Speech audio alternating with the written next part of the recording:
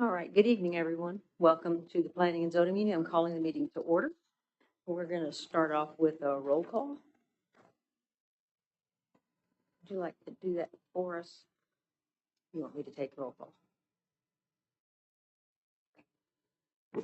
Tim Dooley, Here. Jim Dorrell, Here. Holly Rickard, Here. Janice Meeking, Here. Steve Thomas, Here.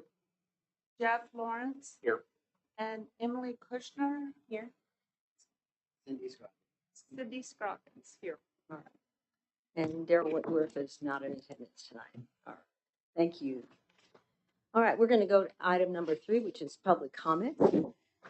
We have already, this is a continuation of our meeting from last week, so we have had the public hearing on the short-term rental ordinance. However, the public comments section is open for any comments that you might want to make tonight.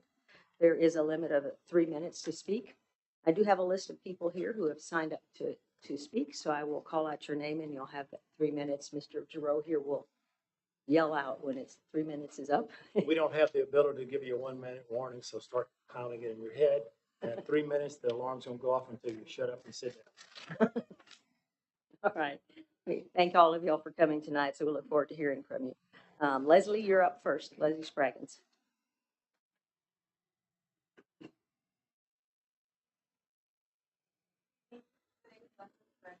Hold, that doesn't sound like it's on. Hold on just a second.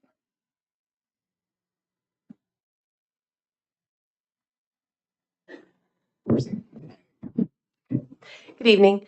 My name is Leslie Spraggins. I'm a resident of Fredericksburg. I know you're all getting tired of us, our speeches, and honestly, we're getting tired of speaking.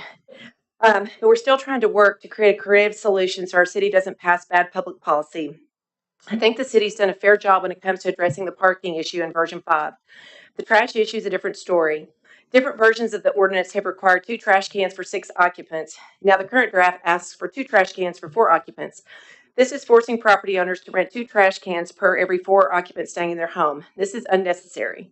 I have 5 people living in my house and I have 1 trash can. One of my STRs has 8 occupants and we only have 1 trash can. We've had no problems or violations. This seems like a way for the city to make a buck by forcing us to rent more trash cans than we might actually need. People need to put their trash in appropriate places, and more trash cans will not necessarily make them do it. Sometimes people are just lazy. In Section 10C1, it calls for an inspection to be triggered upon complaints regarding violations of the city zoning code. What complaints? Which violations?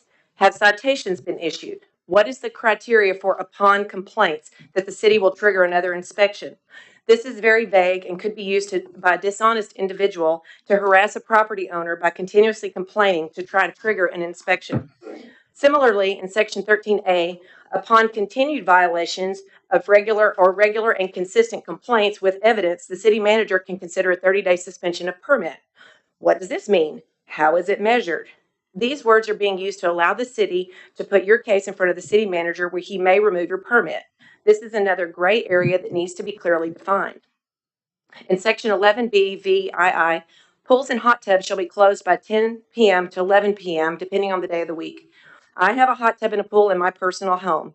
Hot tubs and pools should be available to guests and residents 24/7.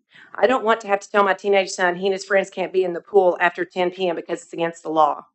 The city needs to regulate the problem as they have already done with the very strict sound ordinance. I would hate to be in my hot tub at 11:30 and be asked to discontinue use because it's after hours. This is a city overreach and should not be allowed to be imposed on the citizens. In Section 11C, owners should be required to post and notify guests of the rules, but should not be held accountable if they don't follow them. The city should enforce their own rules if they're going to make them, not require the owners to be the only enforcers. Our job is to educate and post the city rules, but we cannot make the guests follow them. To me, we've come full circle. The city's written 5 versions of the code, and while I agree there were things in the current code that needed repairing, like parking and noise, those have been addressed. It just feels like we should go back to our original suggestion to fix the things that are causing trouble for residents and leave the rest of it alone. Once the city starts enforcing the ordinances on the books, then residents will see relief. Until then, leave our property rights alone, please. Thank you, Leslie. Randy Riley.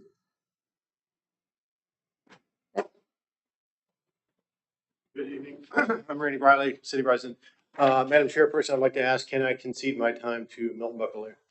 Sure, he Okay. struck his name off. All right, thank you. And Daniel, also just want to congratulate you on your election last night. Sure. Should be on after rain. Oh, there, you're on the next one. That's me.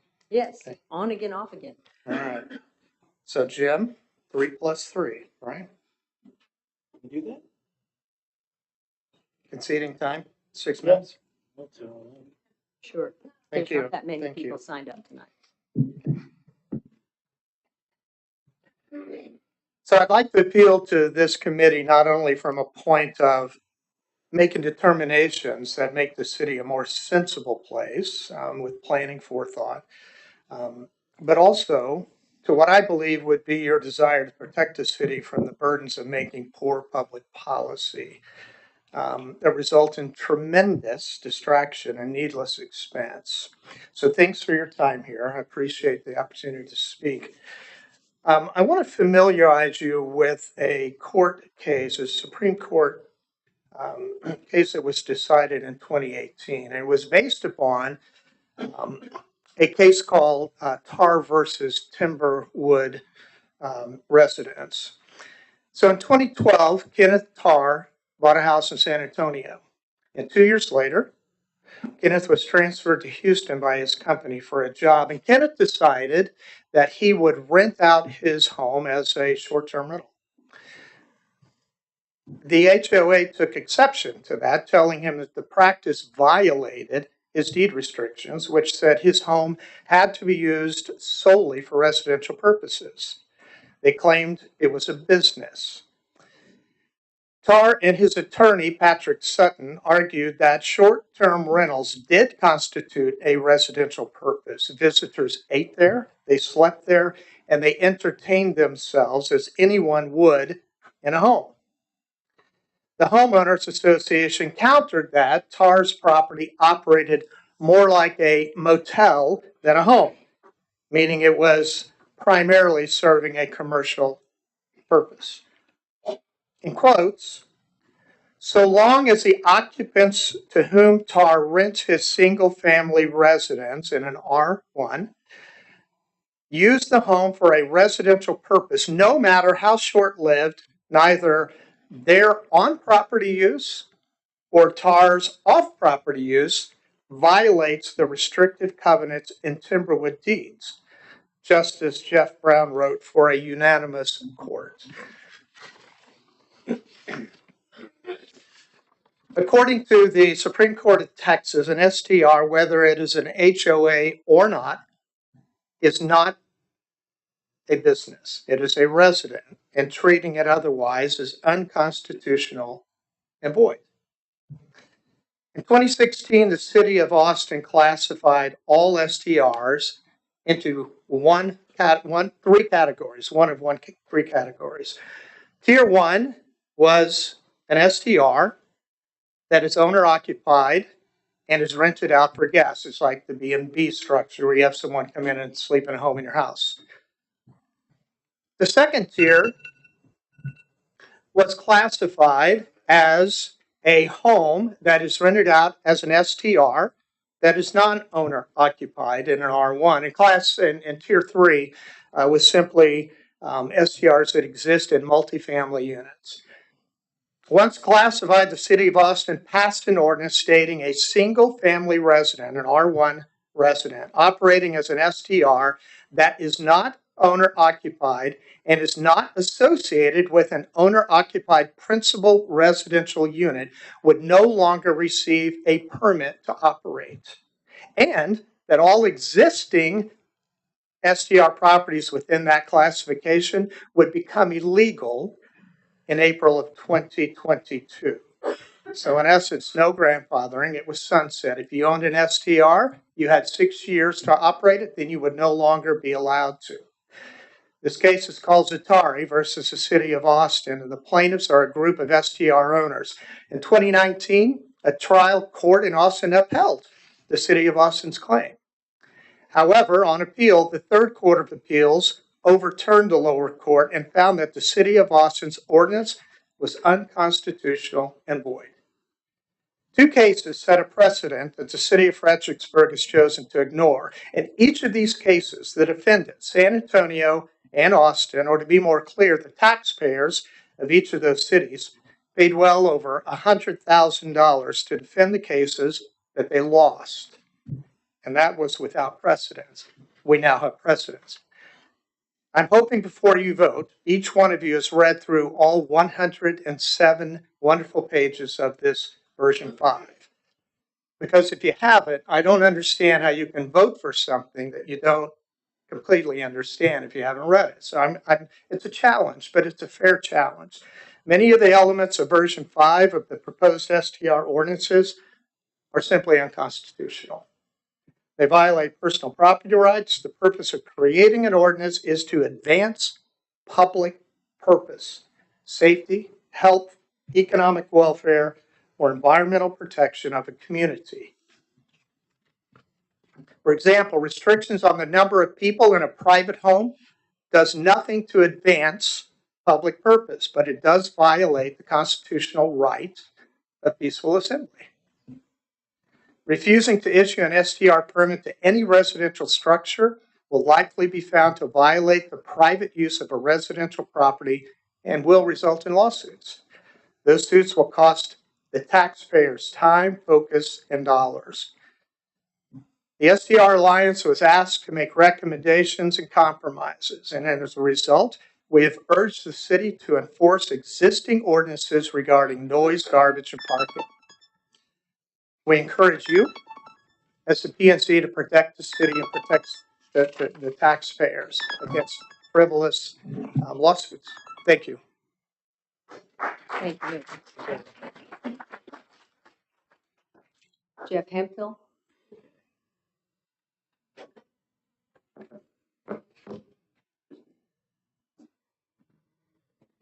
Okay, fair warning, you're back at 3 minutes. Oh, no, I'll perform later. Hello, I'm Jeff Hemphill. I've met a few of you all in the 2 years that I've been here. The reason I moved here from Dallas was because of the openness, the engagement of the people, and the welcoming attitude. This STR issue has caused a division that has bothered me and hurt me during COVID and everything else that we have going on. So I look at it, I'm an auditor, and I look at what are the true root causes of this. I think we've outgrown some of our overall governance structures. One of them being the city council, and they're delegating to you all to do a job, yet y'all get what they suggest with like a day's notice to look at it. So I think we really need to look at the overall governance structure of the organization, of the city, and make recommendations to improve it to meet today's standards. Another really big thing that jumped out at me was conflict of interest. I didn't even know the city had a policy on it. It's not posted anywhere, but I heard it at one of the last meetings when some people had to recuse themselves. We need to be transparent. We need to trust each other. That's what good neighbors do for each other. I have STRs all around me. I have an STR in process. I go and talk to the people as they come in. If I have something to do the next day or whatever and get up early, I talk to them. I don't want to outsource it to the city and to you all to manage. That's what good neighbors do, and that's what the city of Fredericksburg was based on. Another big issue that I have is with the historic district and other communities, because we all talk about neighborhoods. There's neighborhoods, but the historic district's not truly a neighborhood. It's throughout the city and like all over, gerrymandered all over the place. You need to have a task force made up of people that live within the city. Other cities do that. They make a recommendation on appropriateness. The city makes a recommendation of appropriateness. And then the historic group then makes a decision based on those recommendations. That way, everybody feels like they're a part of something. And I think that's what we're missing here. We all need to be a part of something, and we need to talk to our neighbors. And I have neighbors that don't want me to have an STR, but I talk to them every day, and I let them know that if you're going to have an issue, please let me know, and I'll rectify it. If it becomes an issue down the road and we're not going to be friends and good neighbors, then I'll get rid of it. That's how people rectify issues. And that's how this city came to be founded, on an agreement and a treaty that they stood by. And I just hope that we start looking back and looking forward and making right decisions. Thank you. Thank you. Dee Hartline? Hartline, I'm sorry.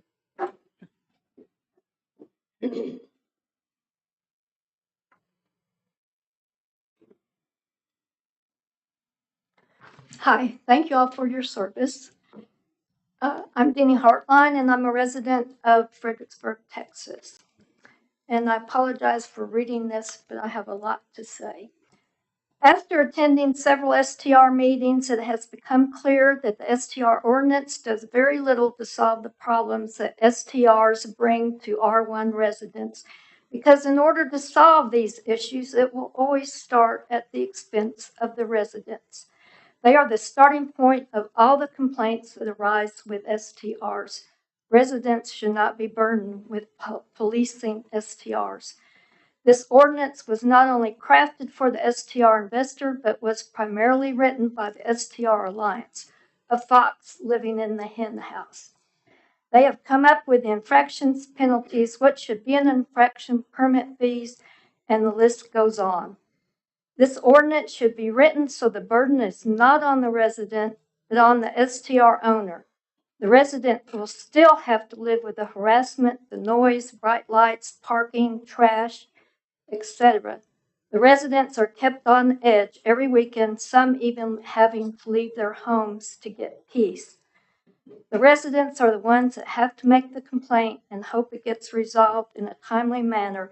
Yet the city wants to allow the STR owner or management company an hour to resolve the situation, because after all, they will have to wake up from sleeping, get dressed, and tend to the complaint. In an hour, the complaint will probably have subsided and no infraction will ever be registered. These people should be dressed and working at all hours, because this is their business, which is like a hotel motel. There's no way to enforce this ordinance without putting all the burden on the residents. The city in this ordinance allows and is encouraging owner-occupied STRs, which can be built on the property. This has the potential to not only double the housing density of the R1 neighborhood, but double the population as well. The city infrastructure cannot even support the city now. What will this look like in the future? 2 STR owners have built structures on their property in my neighborhood. They are alley huts. They are built on the edge of their property, facing the alley into neighbors' backyards. They are fenced off from the owner's property, so they stand alone. All the noise will carry into the neighbors' yards, not their own, and even look into the neighbor yards. Residents will now have to have the expense of putting up privacy fences. One of them even has a hot tub on the small porch. If the STR owner does not even want them in their own backyard, and they don't want to mess with them, then why should residents? And I had more to say, but I will just say this: grandfathering in STRs without allowing a way to get rid of them is not the way for this city to go. Again, residents have no say in what is going on. You are allowing these unoccupied STRs to go on for an eternity. No rest for a resident at all. An eternity, the way this Ma'am, your time's up. STR is written. Thank you, ma'am. Emily Bear?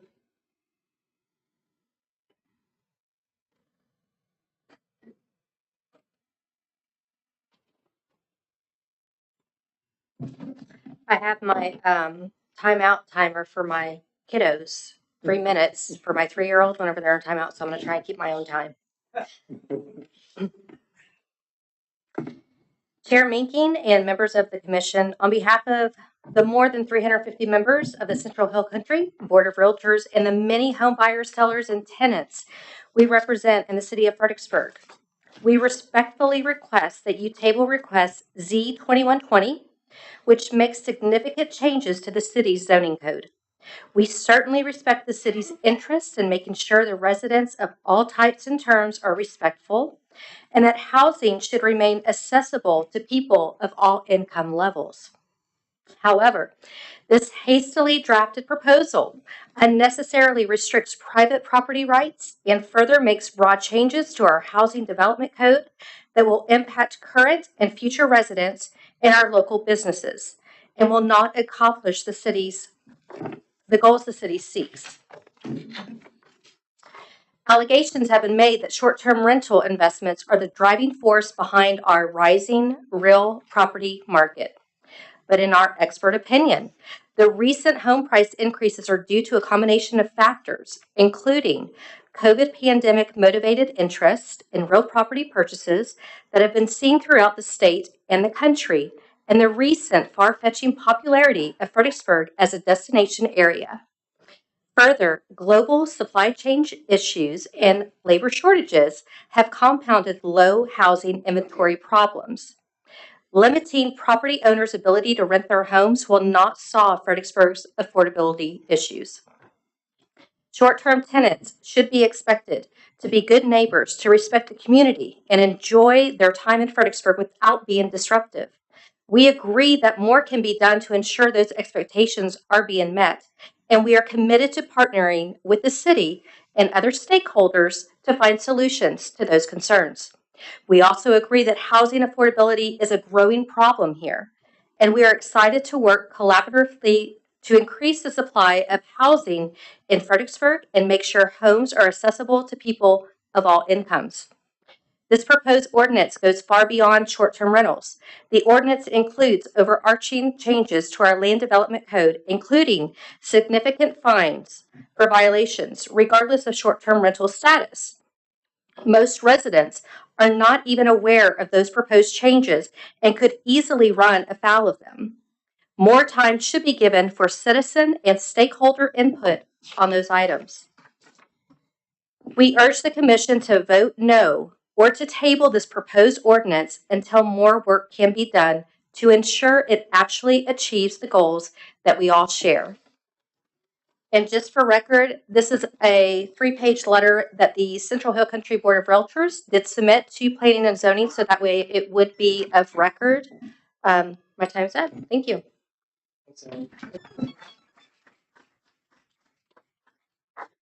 That is everyone that's on the list. I know some of y'all came in late. Is there anyone else who'd like to speak? Yes, sir.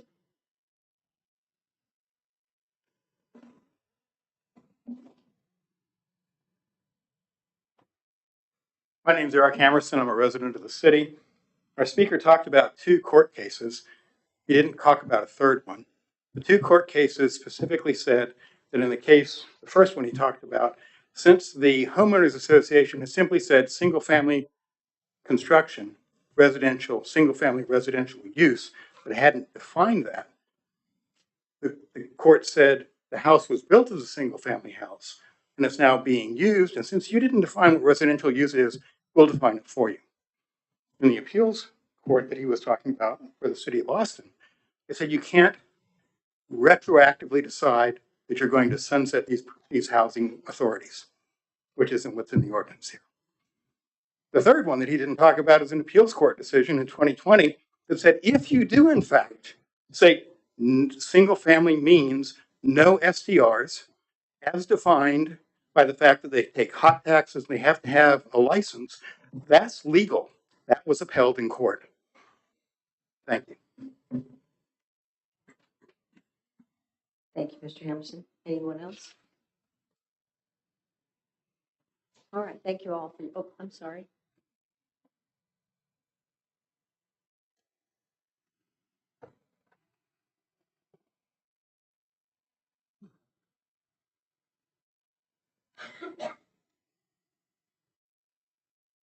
My name is Maggie Payne. I've lived here 34 years with my husband. We moved here. I fell in love with this town. I don't love it anymore. I just wanted to refresh people's minds at how many people stay in these B&Bs. I live in an old Sunday house on Peach Street. I have got a lot of B&Bs around me. They sleep 7, 18, 12, 6, 20. These surround my house. This is 63 people on weekend that I have no idea who in the heck they are. I feel very intimidated by them because I have a lot of drunks parading down my street. They banged on my door trying to get in my screen door because they came to the wrong house. And it's just sweet German Fredericksburg has turned into Camp Run Amok. Thank you. Thank you. Anyone else? All right.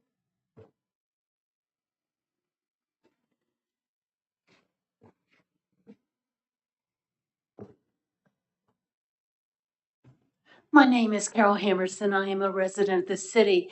After moving around the world and living in 23 different places in multiple countries and states, we came here 3 years ago and built our forever house. I do not want to impinge on anyone's right to earn a living, to enjoy their property.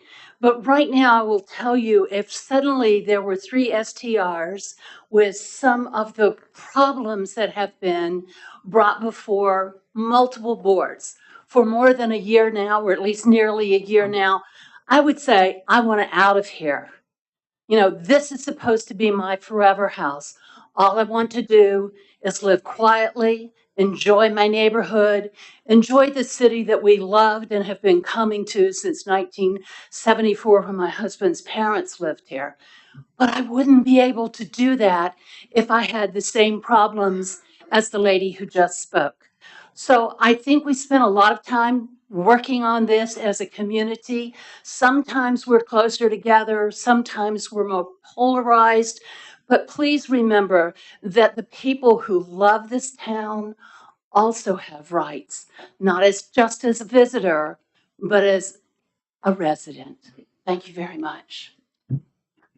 Thank you, Ms. Emerson. All right, I'll take a few more.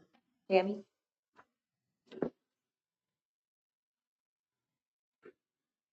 Hi there, my name is Tammy Pack, and I'm a resident of Fredericksburg for 26 years. And I love this town.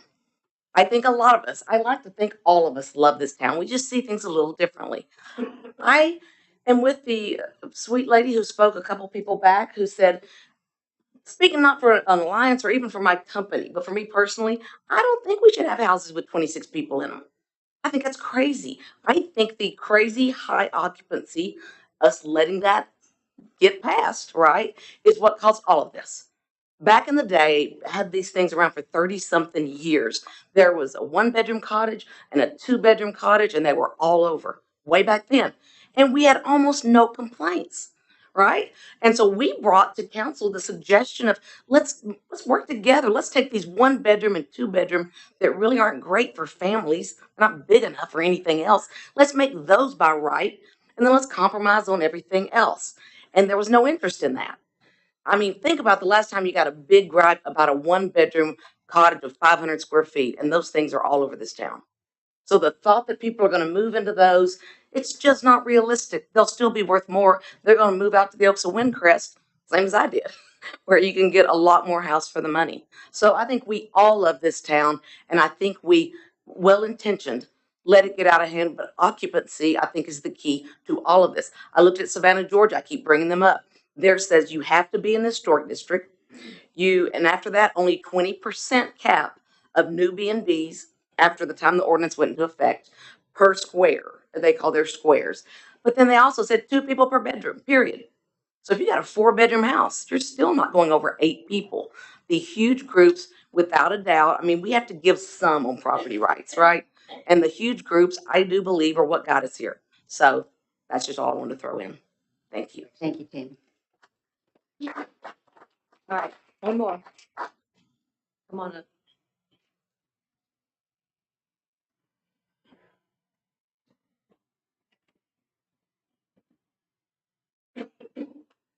Hi, my name is Susan Almers, and I've lived here for 50 years. So I've seen a lot of Fredericksburg. Don't tell anyone it's 50 plus. But I've seen a lot of change in Fredericksburg, good and bad. We have promoted our town to become a tourist attraction. That has brought in a lot of money and a lot of jobs to our town. There's good and bad with everything.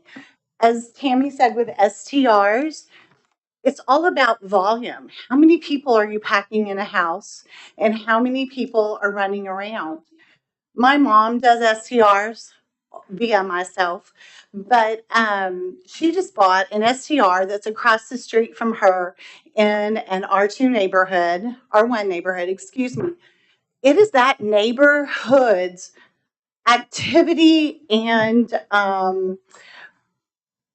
their social life. They're so excited when people show up. But again, it's a 2-bedroom house. It's limited people. Everyone in that neighborhood has been through that house while it was being remodeled, checking it out, looking what's going on, and they all have my number. If something happens, they're going to call me. If not, my mother's going to call me to tell me how many people are there or what's going on. So again, we can't condemn good and bad. We have to look at it as an object and figure out what is causing our problems. So that is just something I wanted to say. We have people that have STRs in their neighborhood and they are not causing any problems. In fact, the neighbor next door to this STR, I said, "Are y'all okay? Is anything happening? What's going on?" And she said, "No, it's the neighbor next door who's a real neighbor, lives in the house, rents the house. He's up all playing loud music and causing issues and things." So I asked to you, what are we doing for our neighbors that are causing issues and having parties and lights and things like that as well? You know, you just have to kind of live with both ends of it. So I just kind of wanted to say that too. And also, I don't think our residents do know what's going on. Our town residents know about the different ordinances that are being passed that will affect them. They think it's all STR related and they're free and they can do whatever they want. So I do encourage some education in those parts as well. So thank you. I just wanted to go on. Thanks, Sue. All right. Thank you all for your comments. We appreciate your time to come here tonight and let us hear those. We're going to go to action item number 4, which is the request Z2120 to consider proposed amendments, draft number 5, to the city's zoning code affecting development regulations in multiple zoning districts across the city, including but not limited to development standards, short-term rental use regulations, parking requirements, land use charts, definitions, impervious cover, and setback requirements. And we are going to ask Jason to make some comments before we get started on it. Yes, so just a little heads up on how we're going to approach tonight and how I plan on doing my presentation is I'd like to go word by word through all 107 pages. I'm just kidding on that one. So, we don't want to do that tonight, so I would say we're going to tackle this in pieces so that we can kind of get a good chewable chunk. So we'll go through sections by sections. Start with definitions. We'll just kind of work our way down through the process. I know several of our P&Z members will have to recuse themselves on several items. I will also have to recuse myself on an item that is affecting me as well. So I'll turn that over to Anna when we get to that point, and I'll step away. So right now, I'm just going to go ahead and open this up to the chairman and commissioners, and we can discuss, just jump right into it and start working through section 22.100 definition. So I'll go ahead and turn it over to you, and I'll be available for any kind of technical questions or questions you may have in general. All right. As Jason said, we'll go over each section, and if y'all have questions on that section, if y'all ask those or comments. If you do have to recuse yourselves, I would ask y'all to let us know at the start of that section, so we can make sure that we do have a quorum to vote for that section, and we will vote individually on each section. So section 2.10 is definitions. Anybody have any concerns or comments about any of changes to any of the definitions in 2.100? We did have a previous request to take the STR B and B definition and recast it, so it doesn't say B and B, so it matches what the use actually says. And I would recommend to call it principal residence, STR principal residence, to distinguish it from STR accessory dwelling. Because B and B implies that you have to run it, you have to provide breakfast, and so that, I thought that definition was still a little bit confusing, so. Turn your mic on, Chief. Thank you. So on any proposed changes at this point, because we do have the draft, it will take a motion and a second on that. And so I don't see any issue with changing the name. Are you okay with the definition itself, or is it really just cleaning up the title? So I'd like to make a motion that we modify the definition of STR B and B to be STR primary dwelling unit. And where do you find that, on what page are you looking at? That is in, get to it. Scrolling. Yeah, there. It is page 17 at the bottom. Currently called short-term rental, comma, B and B. I'd like to change that to say short-term rental primary dwelling unit. Second that. All right, I have a motion and a second to change. Did everybody understand the motion? Is there any other discussion on that motion? All in favor, aye? Aye. All opposed? Are there any other concerns about definitions? Yes. So a definition can't have the term in the definition. So some of those need to be cleaned up, like accessory structure, first page. That an accessory structure is, and that's not consistent with the rest of the existing definitions. It happens again a couple times. Is that necessary? It also happens again under occupant, overnight occupants who are 18 years or older. Maybe that needs to be guests instead.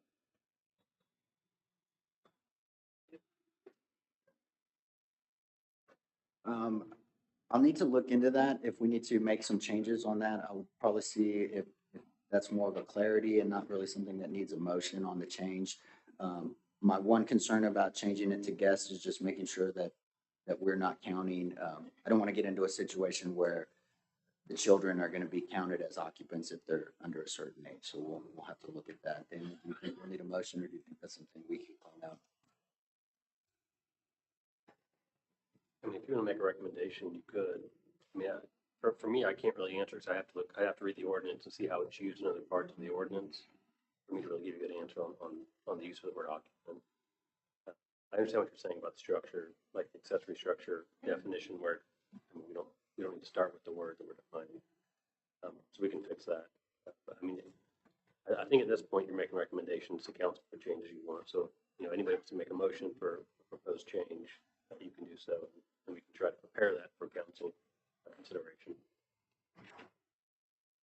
I do have a follow-up question on the term occupant. If we're going to be using it for more than just short-term rental purpose, so for long-term rental and for owner-occupied purposes or a general fire code purpose, then we need to be careful how we define that and not make it a guest-oriented one, because that would limit it to the STR part of the ordinance. Whereas if you're using occupants to use for general R1, R2, R3, you probably need to leave it as occupant as opposed to guest. So when a house says sleeps for, that's for people 18 or over. Yes, ma'am. So it might be fine if it beyond any other term. And then, okay, so something Holly had recommended, and just wrapping page, it was originally page 74, the duplicate definitions. And there is one that was left off.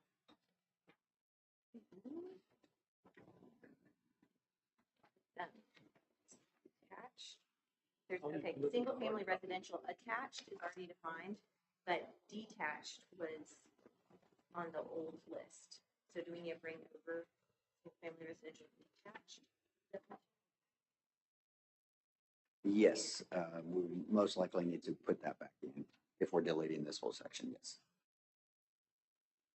Motion for that? Yes, ma'am. I move that we add back in single-family residential detached to the definition. Second. All right, a motion and a second. Do I have any other discussion? All in favor, aye.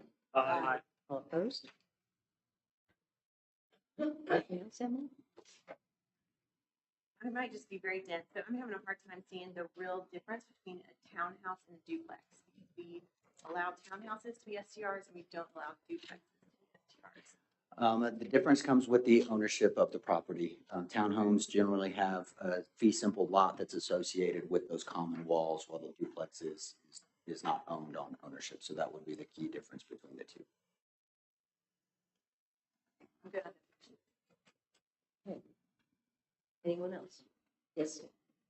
Jason, on page 18, under short-term rental unoccupied, duplexes in there, Yes. and my law, duplexes are not allowed. Stars owners should want duplexes.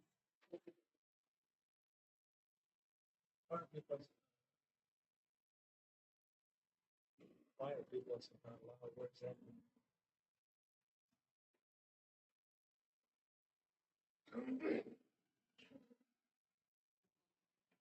So in this one, this is just the definition of a short-term rental, and so we're listing types of houses that they could be allowed under.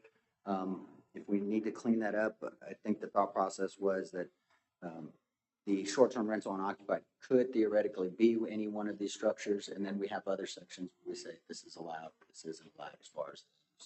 But we'll take a look if you want us to verify that. Then I can kind of clean that up before council.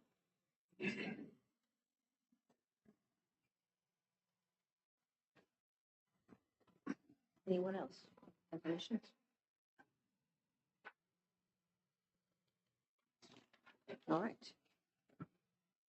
Thank you all for that. All right, so do we need to approve the rest of the section? Anyone? Yes, so we've got the motions for the changes, and we wouldn't want to Just approve move a motion on the every rest of it section. as it sits. All right. Then I need a motion to approve the rest of this. Make it. I have a motion by Jim. Do I have a second? Second by Cindy. Any discussion? All in favor, aye. Aye. All opposed? Thank you all for that. Section 3.100, R1 single family residential. So I'm gonna just touch base a little bit on this. This is an item that I will have to recuse myself on, so I'll stick to the things that I can talk about, and then I'll step away and turn that over to Anna to discuss CUPs. So looking at the short-term rental, R1, we have put in there in the code that short-term rental unoccupieds are, I'm one section. We have added short-term rental accessory, and that is defined, that's the accessory unit in the back, so those are allowed in R1. And we also did the short-term rental B&B, or soon to be primary residence unit. Those are allowed by right in the R1 zoning districts with the goal that the owner lives on site. So in the definitions, you will notice a homestead exemption for requirement as part of that proof of that permit. And then at this point, the only other changes were to the conditional use permit process for R1. That process is limited to currently what we think is about 134 properties in town. It could be made more depending on where the new permits land. And since it's such a small area, at this point, I will recuse myself. So this may affect me. And so I'll turn it over to Anna, and she can answer any questions you have on the CUP process and thoughts on that. So. One point, I just got a text from some folks who are watching us saying they're not hearing us. Or not hearing us well. Maybe that's it. So maybe everybody pull mic closer and speak loud.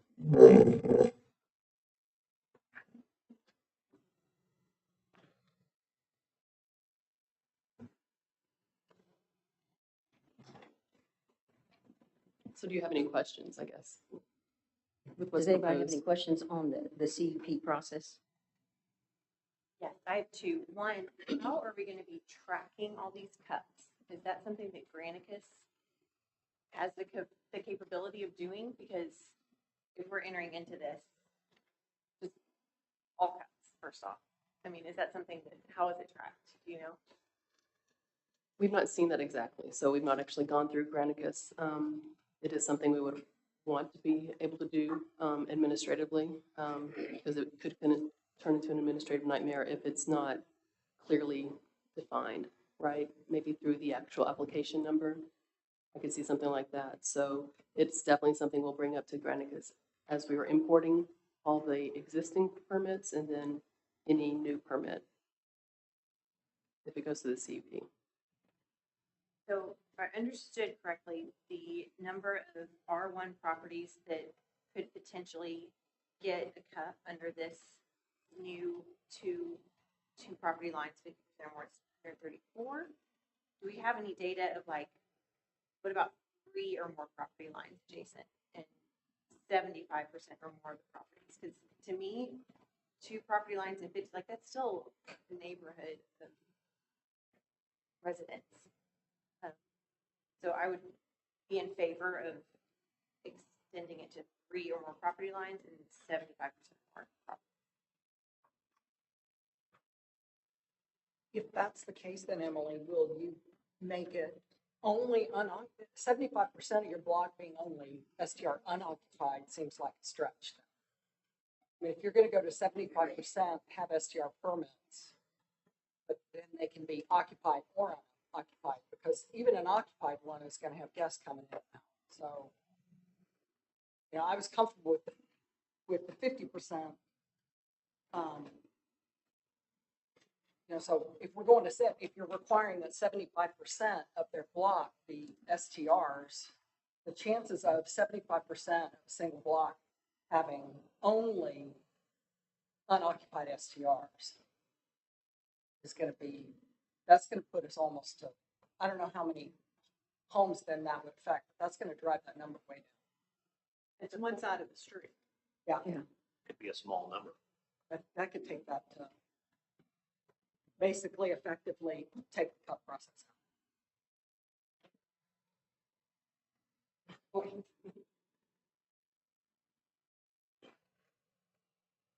Were you saying one side of the street? One side of the street. So if it's half owner, I mean, if it's half just residents living there, and if it's half STRs unoccupied, then they don't get to go to get cut. Like, it would have to be a very heavily dense STR area. Have the, I mean, last man standing, this is letting the entire half of the block become STRs. But okay, so I'm gonna take the side of the stranded homeowner. So my entire block is STRs, but they're not all unoccupied STRs. They're half. So I don't get the cut because only half are unoccupied, but the other half are occupied STRs. It's an STR block. But they could still have an STR too. They could have an occupied STR. Not according to this. No, the They person can in have it R1. occupied, but if they're Correct. wanting to convert theirs to unoccupied, they would not be able to.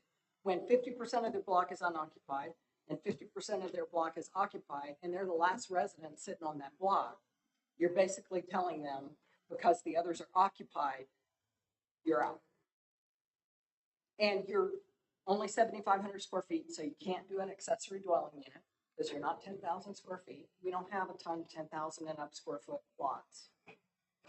So I thought what we came up with before was relatively fair, and that it came out to 134 total properties in the entire city in R1 was a pretty low number to manage.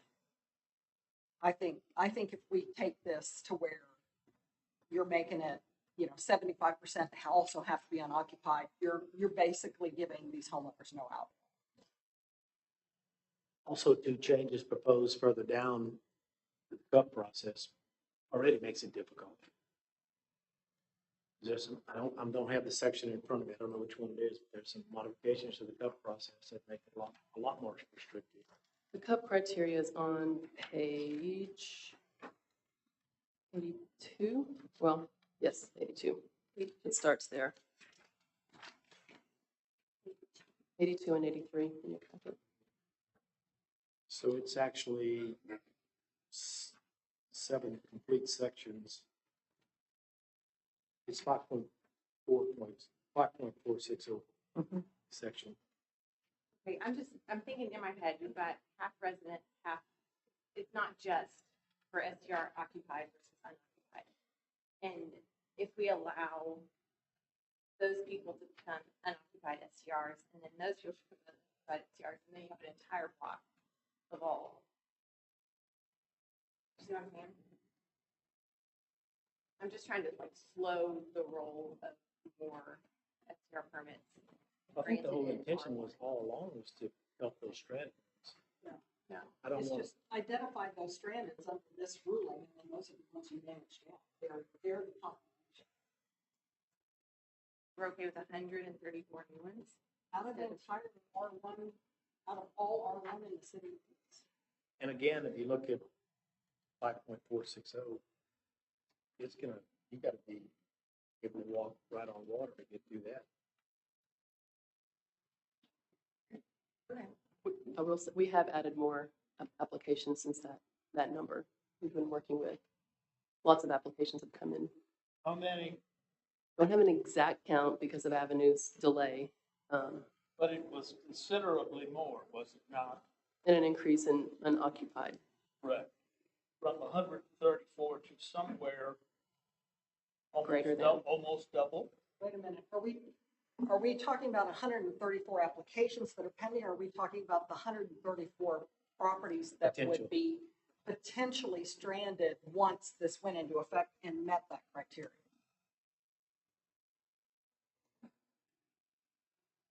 I guess the 134 was the potential, right? That meet the But every criteria. application that came in also Right, changed that's that gonna number. reduce, that may potentially reduce the 134 because they're getting in before the ordinance goes into effect, so they may be already getting. But if the total population that we're talking about that meet this criteria after this is implemented is 134. At this point. At this Or point, it could increase the number if it means there's more blocks that have 50% or more. I see. We might I have see a what you're little saying. We may have a some little above. decrease. Yeah. Thanks for entertaining the discussion. Yeah, I'm that's- just not sure, Emily, I'm just not sure what number would we substitute and how would we understand those consequences when we went through the process to try to understand the consequences for 50%. And we're having this discussion tonight. So I'm a little uncomfortable moving off of what we already told city staff because I'm not comfortable with now what are the new consequences that we now haven't considered. And where do we end up? That's just what. Perhaps time will tell. Yes. And if it gets out of hand and we've made the wrong decision or we've made the right decision, I think it will show over time. And perhaps city council will do what they want anyway. 2 weeks. Recommend that they look at the numbers affected by this. It's just, I'm just having discomfort with this fact that we can't get our arms around what's the upper limit on it and how many are we really talking about post ordinance to make me feel like we need to change this. So if we pass this, would there be a list created, like if this goes into effect April 1st?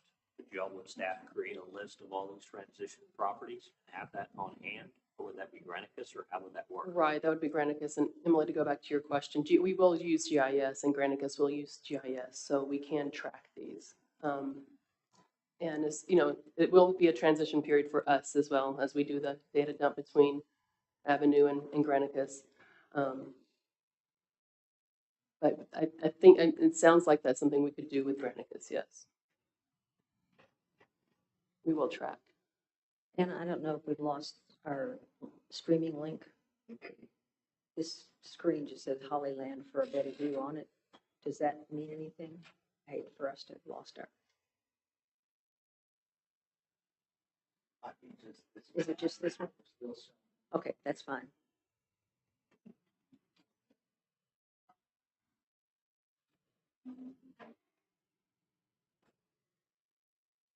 All right. Anyone else have questions about the short-term, the CUP process?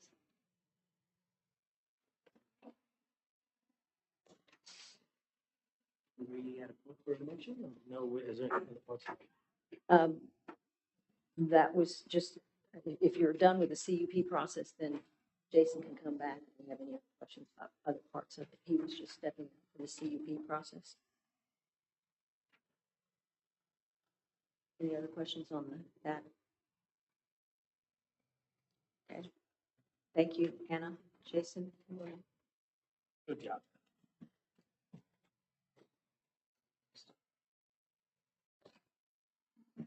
Okay, I don't want to do that again. That's no fun.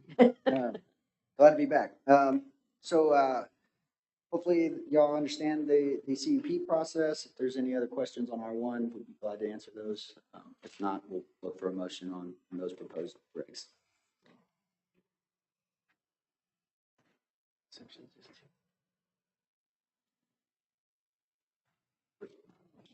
All right. You ready for a motion? Yes, sir. Make a motion, we approve 3.100. All right. Motion by Jim. A second. Second. Do we have any other discussion? All in favor, aye? Aye. All opposed? Aye. Motion carries. All right. The next section is 3.220. Wait a minute, I'm missing one, aren't I? We have R2 a second. Gotta go to R2 next. Yes, R 3.110. 110. There it is on page 25. 3.110 R2 mixed residential.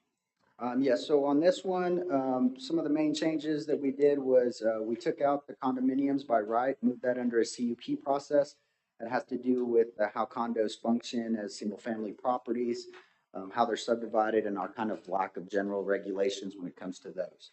We also added the short-term rental unoccupied as a permitted by right in any R2 zoning district. It, however, would require a conditional use permit in the historic overlay district. This is not unsimilar to what we already have. We have a CUP process for short-term rentals when they're on the first floor in the historic shopping district, which is a couple blocks off of Main. So this would extend that policy up into the expansion of the historic district, so to speak. And then once we got into the CUP process below, again, short-term rental condominium, that could be done through a CUP, let us take a look at it. And the short-term rental facility, that is a CUP if the property is immediately adjacent to a non-residential zoning district. And it would limit the maximum of one per structure per 5,000 square feet of land in the historic overlay district. So again, that's due to the state's kind of requirements on how they look at this STR facilities and classify them. So only allowed next to commercial through a CUP, and then limited density in the historic district. But outside the historic district, all they have to do is meet the multifamily regs. So. Just for clarification, all commercial, 1, 2. I'm sorry? All zoning, all commercial class zones, 1, 2. Yes, STR facilities are allowed in those, but we're just talking the R2 right now. R2. Right. So to do the facility, you have to be adjacent to commercial, but you can do the unoccupied in any R2 lot anywhere. You wouldn't have to be next to commercial on that. Any commercial. Can or cannot? Can. Can? Can. Next to any commercial zoning. Is that what your question was? Next to any commercial zoning? Yeah. It's not just commercial, it's any non-residential zone. Any So it could be other. Okay, other so it could be industrial too. manufacturers in Okay. addition.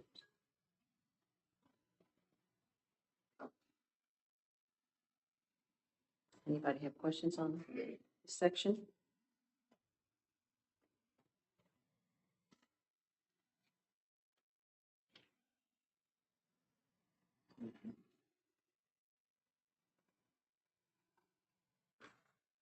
I don't think so. Anybody ready to make a motion? I move we approve section 3.110. A motion by Tim, Second. second by Jim. Any other discussion? All in favor, aye. Aye. All opposed?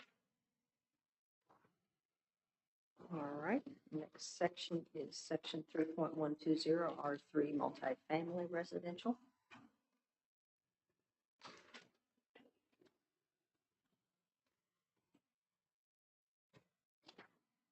Sorry, let me just get to that current page. So this is the multifamily section. This is our high density areas of the city. We have several, and we've gotten more requests for these moving forward. So in this zoning district, by right, you would be able to do short-term rental B&Bs, short-term accessories.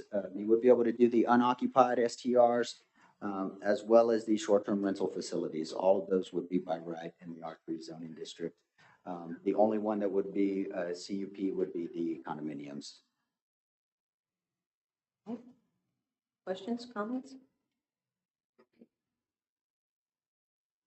Madam, we ready for a motion? Sure.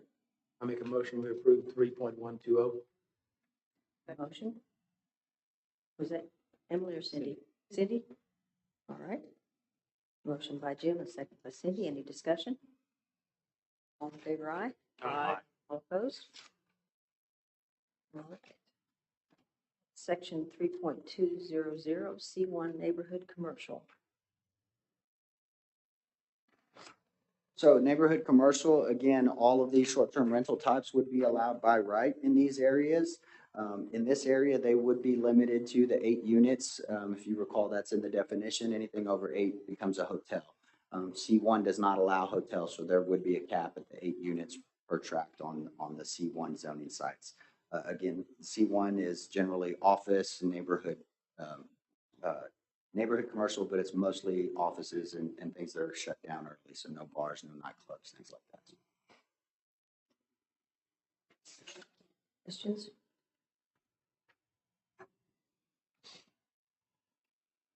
Madam, I make a motion, we approve 3.200. Motion by Jim, second by Emily. Any discussion? All in favor? Aye. All opposed? Motion carries. Go to section 3.205, C1.5, neighborhood commercial. This is a new zoning district that we have in the city. We have a couple of locations in town, not a lot of developments on those. This is a kind of quasi mix between our neighborhood commercial and our general retail. So a little medium density. We are going to be allowing all short-term rental types by right in this zoning district. And so again, the only thing being that there would be a cap because after 8, they become a hotel. And hoteliers are not allowed in the 1.5. Okay. Questions or comments on this one? I have one question on draft 4. It says property development standards shall be in accordance with the R2 development regulations. And I might have missed it, but I don't see that. No, because the 1.5, we had those in there. If you scroll down further into the section, the development regulations are on page 41, I believe, for the C 1.5. When you look at the stories and height and development, they are very similar to the R2. So we just let the overall zoning district. We didn't want to reference a different zoning district in that side. That's why we made that change. I move we approve 3.205 as presented. Second. Motion by Tim, a second by Jim. Any discussion? All in favor, aye. Aye. All opposed? All right. 3.210, C2 commercial, page 43. So C2 commercial, all short-term rental types would be allowed by right. In condos or CUP. In this instance, short-term rentals would be limited to the 8. If the owner wanted to do more than 8 units, then they would be able to do that. They would just be classified as a hotel at that point. They would develop to the hotel standards as far as parking requirements. They wouldn't have to actually go through the STR permitting process. So a little different there once you get over the 8 units. I do want to make a note on all these densities. There's some language you'll see in the operational section that talks about a cap at 12 per structure. That does not apply to if you have a facility that has 8, that cap would be 12 per structure. So it wouldn't be 12 for the whole lot. Just kind of want to clear that up. Okay. Any questions?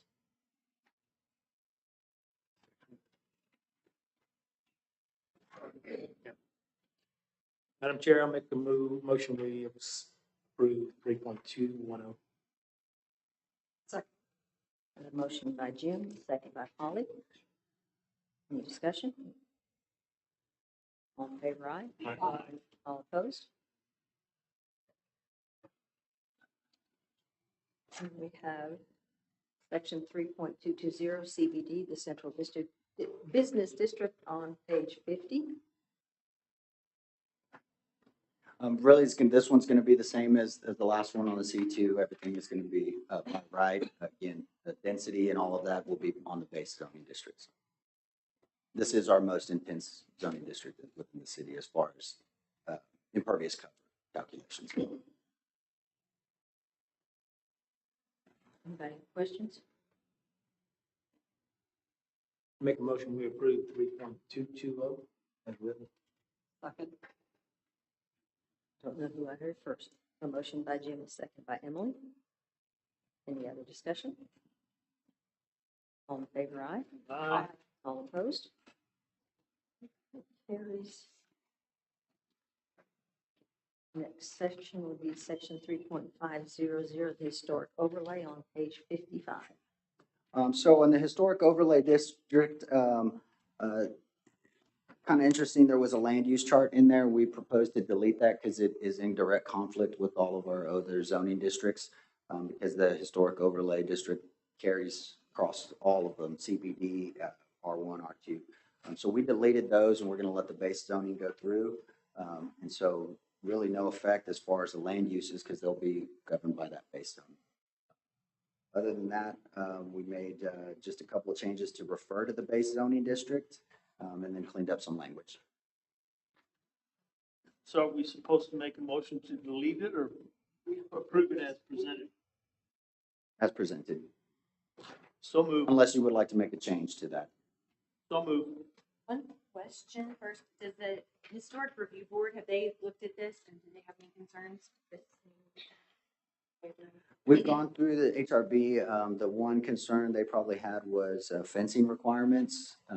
In our code draft, we're requiring the STR construct a fence at their cost. Sometimes the Historic Review Board may not be a fan of fences, so that was they had some concerns. So we put some language that said they may approve or require. Again, we'll talk about that when we get to that section, but we didn't want to put the expense burden on the neighbor next door. So, Anna, did you have any other discussions on HRB? I mean, if you're talking specific about 3.50, yeah, there was no concern. They have been presented this information. Call for the question. Second. Motion by Tim, second by Polly. Any other discussion? All in favor, aye? Aye. All opposed? Motion carries. We're going to go to section 3.510, the historic shopping district overlay on page 58.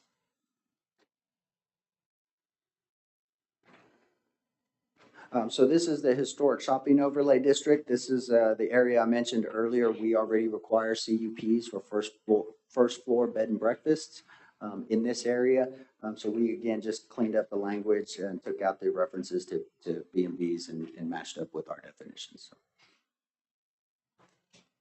Questions on this one? They, halfway through the page where it says any type of STR or conversion of an existing structure to any type of STR, that's new. What's the reason there? So as we've kind of gone through these, The way the ordinance says, only talks about new construction, but we have areas where we have existing structures that are converting. So we just wanted to clean that language up to make sure that it is for any new STR so that we're consistent, whether it's new construction or structure. But if they're making that conversion, we want to go through the CUP process.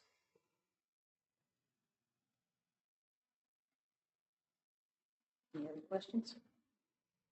I make a motion, we approve 3.510. Motion by Jim, second by Cindy. Any other discussion? All in favor, aye. Aye. All opposed? Right. Carries, and we'll go to section 3.800, mixed use infill. Page 60. So mixed use infill is one of our new zoning districts that was created out of a necessity from the comp plan. We have 2 of these mixed use areas, so this is the first new zoning district.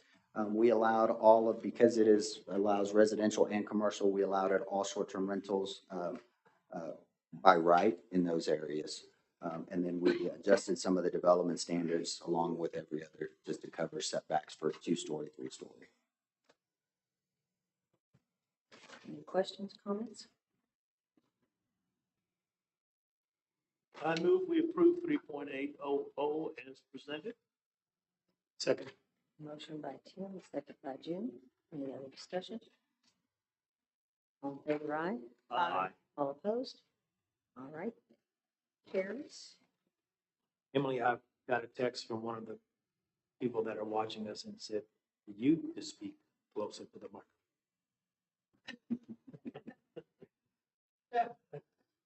All right, we're going to go to section 3.810, mixed use 2, mixed use corridor, page 67. So this is, development standards are gonna be the same as the MU1. The only difference is this is more the entryways or corridors, so there's a little bit more landscaping requirements. Again, we're allowing short-term rentals, all types, by right in this zoning district. All right. Questions or comments on this section?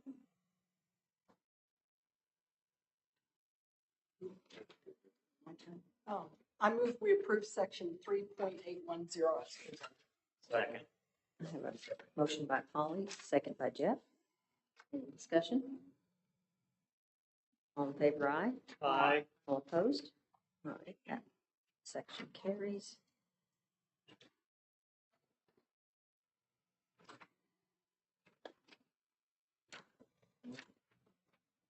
So is page 74 part of that section? No, that's section 4.4. Do you need a motion on section 4.4 to delete it? Yes, because that's the recommendation is to delete, so we'll. And we've already handled the transfer of the one item that Emily brought up, so I'll make the motion. I move that we approve the deletion of section 4.400. All right, I have a motion by Polly, a second by Emily. Was that Emily? Okay, all right. Any discussion? All in favor, aye. Aye. All opposed? All right, that motion carries. All right, let's go to section 5.400, conditional use permit. So this section, you're gonna see here, this was some of the criteria that we wanted to include, when we discussed short-term rentals CUP processes. What you have here is, our section conditional use permit. It was basically just this little section. What we did was we added some of the language that we found in our site plan approval process, so it's consistent. And we also brought in some other sections under here, but we also duplicated because there's another section of conditional use permits. So Daniel and I were having that discussion today. We're okay with one of those, going away, but we do want to discuss. So if we want to keep it here, then I would recommend approve as presented. But I think Daniel and I are probably a little more comfortable in moving it to keeping it in the other section. So if y'all want to make a motion to make a change or delete or deny. I move that we delete section 5.400 in its entirety. We wouldn't do it in the entirety. Well, you're going to use 5.46 Six. or 5.400, but you can't do both. I mean, contradict This, each they, other. Yeah, well, they just the- duplicate each other Yeah, completely. sorry. Just that intro paragraph that's in there, which has been in there forever, it kind of like explains conditional use permit process. Uh-huh. That's always been in that paragraph, but anything below that, all the blue, that's all the stuff that's duplicated in 5.46 or whatever. Okay, 5.460. So I'll modify My my motion. recommendation would be to delete everything underneath that first Okay, paragraph. so I'll modify my motion. My motion is now to retain the first paragraph of 5.400 and delete all of the additional text of that A all the section. way to B7. All of it. Everything below that in that section. Second. Motion by Polly, second by Tim. Are we moving all the other stuff to 5.4? Are you moving? It's already there. No, I mean, which section is going to be remaining? Oh, yeah, you moved it over there. I got you. Okay. All right. Any more discussion? All in favor, aye? Aye. All opposed? Motion carried on that. Section 5.401, additional requirements for short-term rental uses on page 77. Do we need a break? Oh, you're recusing yourself. All right, we have 3 of them recusing themselves. We still have a quorum. Okay, good. Oh, okay. Additional requirements, short-term rental uses. Jason. So this section of code, we've always had it in our ordinance. We started with just changing out the bed and breakfast reference, but it really evolved once we realized that our current STR ordinance was a standalone ordinance and it really should be in the zoning code. And so that's why we basically cannibalized our current ordinance, brought it in, and then made some tweaks. So some of the things that you see that are added in blue are actually in our current ordinance, but they show added because they've been added to the. There's a lot of information in this, so I think at this point, if there's specific changes or discussions y'all want to make or motions that you kind of focus on where you think those changes are. If you want, I can kind of go through line by line if you'd like, but I'm hoping some of y'all just have some starting points you'd like to discuss. Why the purpose of recusal? What does this impact them? So certain regulations affect certain people differently, since these are the operational regulations and our 3 members are involved in the short-term rental business. They may have an effect on them that's different than the rest of y'all, so that's why they would have to recuse. Just for clarity on all of these requirements, existing permitted short-term rentals, are they grandfathered or will these now, or do they have to comply with these once these are new? So the only ones, all of the existing short-term rentals are grandfathered under the current regulations. So this will be for new ones moving it forward. There are a couple though that I would say are retroactive or will apply to the existing ones, and those will have to do with notice of their postings. So anything that they advertise, because that's not a financial, it's not a cost, major cost. So they will have to advertise the number of people that sleeps there. They'll have to advertise their permit number. They'll have to advertise their house rules. They'll have to advertise the number of parking spaces. So this is the big one for I think the neighborhood and the community is, if you have a house that sleeps 18, but there's 2 parking spaces, that owner is now going to have to make sure that they are advertising that the people know and that they are not letting them bring 18 individual vehicles. So there are some that will be retroactive and we can flag those as we go, but most of them are going to apply just moving forward to the new ones. Can you flag those?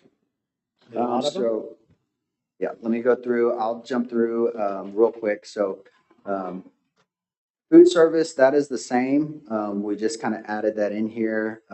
Signs. So if they have existing signs that don't meet this, they'll be grandfathered. New ones will have to adhere to this. ADA and TOS were always required in our code. We cleaned up the language. That will be under new construction. It may apply to old ones if they do some additions or remodels, but that'll be a building permit that triggers those. Bed and breakfast, the short-term rental, that's under the old and the new, so I don't think there's any issues with who applies that.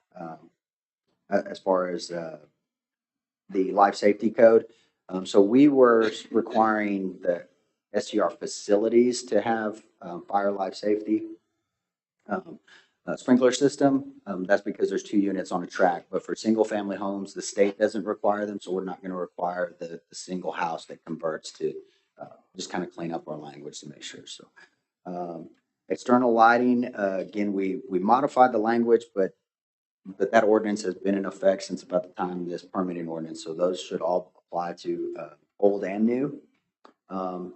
Utilities, this is a new one. It has to do more with kind of our facilities, designing those utilities to function as a multifamily project versus one septic connected to the next house, connected to the next house, because what happens is when those back up, we have issues on all of those. So that would apply to new. It may apply to old if they have to replace their utilities or do some work. So the old stuff will definitely trigger by permits. Trash and solid waste. So I do want to, I believe someone spoke that we're asking for 2. Each STR shall provide a minimum of 1 96-gallon can for every 4 occupants. So that's what we're looking at. And that was something that the STR Alliance kind of provided for us. We originally, I think, had 6, but they recommended for 4. So that one would be retroactive. They would have to get that as part of their every SCR, old and new. Quiet hours, it's new, but we've always referenced the sound ordinance, so that'll apply to everyone. Permitting has always applied to the old STRs. It'll continue to apply to new ones and old. Let's see, permit number, all STRs will be required to have the BECA system. That's going to be something that's new, so that'll apply to everyone. We added some language on subdivision, deed restrictions, and covenants. It's more of just a disclaimer, letting applicants know that, hey, if you've got an HOA or you have deed restrictions, our code doesn't supersede theirs. That would apply to new and old. Number 11, general operational requirements. These will apply to new and old, assuming that all the changes that we're proposing stay in there. And the only one that won't go back is the occupancy. That'll be grandfathered under the old code, which was 1 person per 200 square feet. Anybody permitted currently gets that. New folks will get the 2 per bedroom. Now, if the old existing STRs, again, do additions or remodels or something that can affect that, then they would come under the new rules at that time. Sorry. Let me backtrack just one question. It's about the trash issue again.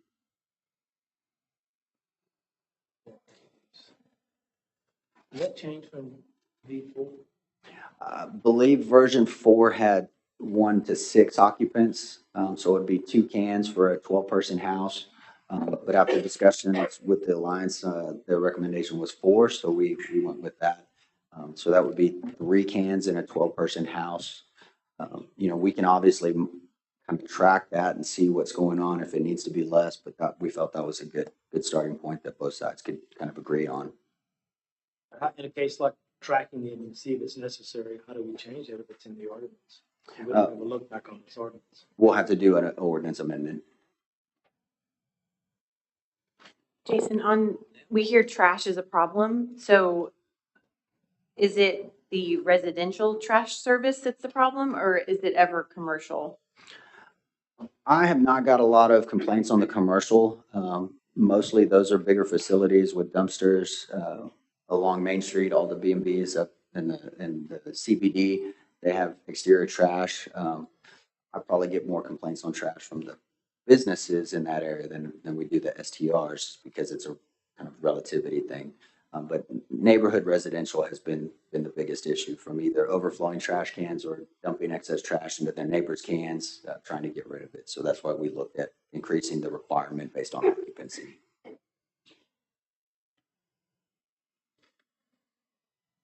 And okay, in 10D1, or I'm sorry, 10DI, to me that says the same thing as 10D. Can that be combined when it's talking about updating the city?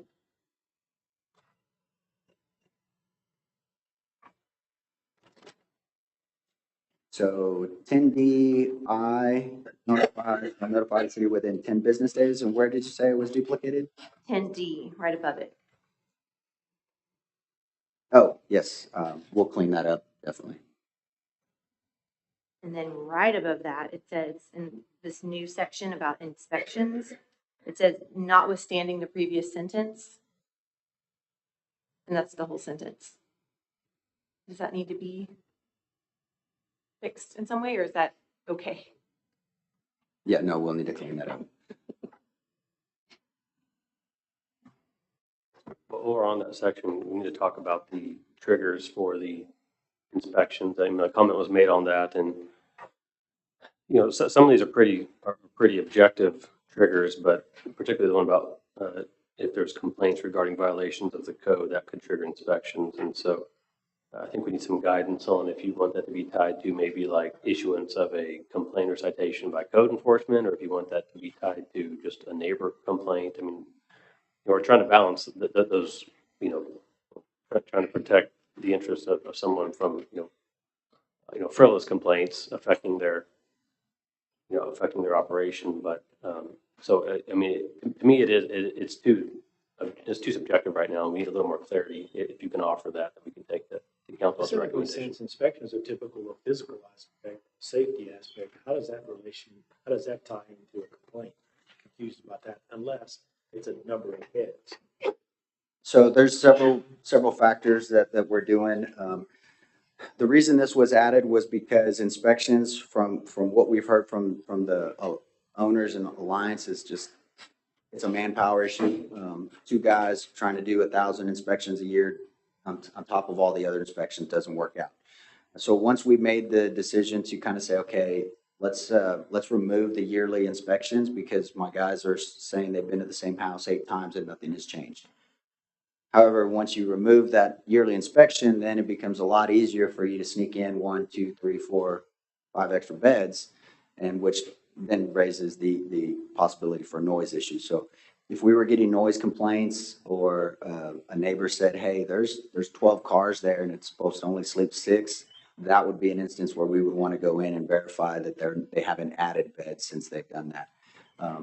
If planning and zoning's recommendation, if they want to tweak that or change it to make it a little bit more tighter, that gives us flexibility, then my recommendation would be that we have to go back to at least every other year inspection or something like that, because we just feel like it's too easy to get away with things, and enforcement has been our issue, so we wanted to kind of clamp down on that. I'm sorry, I didn't write down that section she was talking about, where that's vague. It's on page 78, section 10C, 10C1, I guess. C1, sorry. Okay, yeah, I'm sorry. It was right in front of me. And I mean, maybe you want to tie it to complaints related to life safety issues. I mean, we get a complaint on watering or trash. I don't know if that warrants an inspection, but if it's something related to life safety, in the STR operation, that would be maybe different. So I'm just throwing some ideas out there, trying to figure out a way to kind of try to, put some kind of parameters around that triggering of an inspection based on some sort of complaint or observation. Seemed to me like the only one would be over occupancy. Yeah, noise would be handled by PD. Exactly. And again, That's not a relationship. people are allowed to have guests that come over that may not be staying there. For us, it really was the number of beds, because that's what we see the most of is as soon as someone gets a permit, it says 6, and then you go online and they're advertising 12. Or they won't advertise how many they sleep, but it says may have extra beds, and that's where we found beds crammed into closets, attics upstairs. So, we want to try and keep that from happening. So that's why we have the inspection. So if we want to tie it just to occupancy complaints, then staff can support that. I think that's what we need to tie. I don't know how we change that language though at this point. Does that sound better to y'all? Well, if you can make a general recommendation of that, I'll draft something that carries that out. You say like verified or bona fide complaints or something, so it's not, because it gives them flexibility in case something else comes up besides occupancy, but to where it's not just they have to inspect on every single complaint by a resident nearby. Is a occupancy violation something that can be cited for? So would it just be based upon actual violations, cited violations? Yes, but unfortunately, to check occupancy, I mean, we have to go inside the facility and see how many beds they have. Like, why not just go to the every other year inspection? We were just trying to save manpower and staff time because it is a big delay for both the city and the owner. But if that's a recommendation from this board, then that's how we'll move forward. Would that be easier than keeping track of? No, that slows down the permitting process, that slows down the new construction inspections, and we can't, that's already slowed down. So I say we tie it directly to an occupancy violation. And whether that come as a complaint from a neighbor or come as a ramicus or whatever that group is called, figures it out and finds out that they're booking more and more, but it be tied to, and that's where the language should read, that it's directly tied to a occupancy violation to prompt a specific inspection attached to a violation. And I would recommend, or other life safety concerns. Or other life safety, which I'm not too sure what those could be, but that's fine. We have some issues with windows and egress, so sometimes things get boarded in that shouldn't be, so. After the fact? Yes. Okay, well then let's attach it to life safety concerns. I can go along with that. Daniel, can you rewrite that to make it sound sweet? What is paid? Just for a short period of time. And you did cover all the subdivision deed restrictions. I see that made it into this section. I think that you're comfortable with that?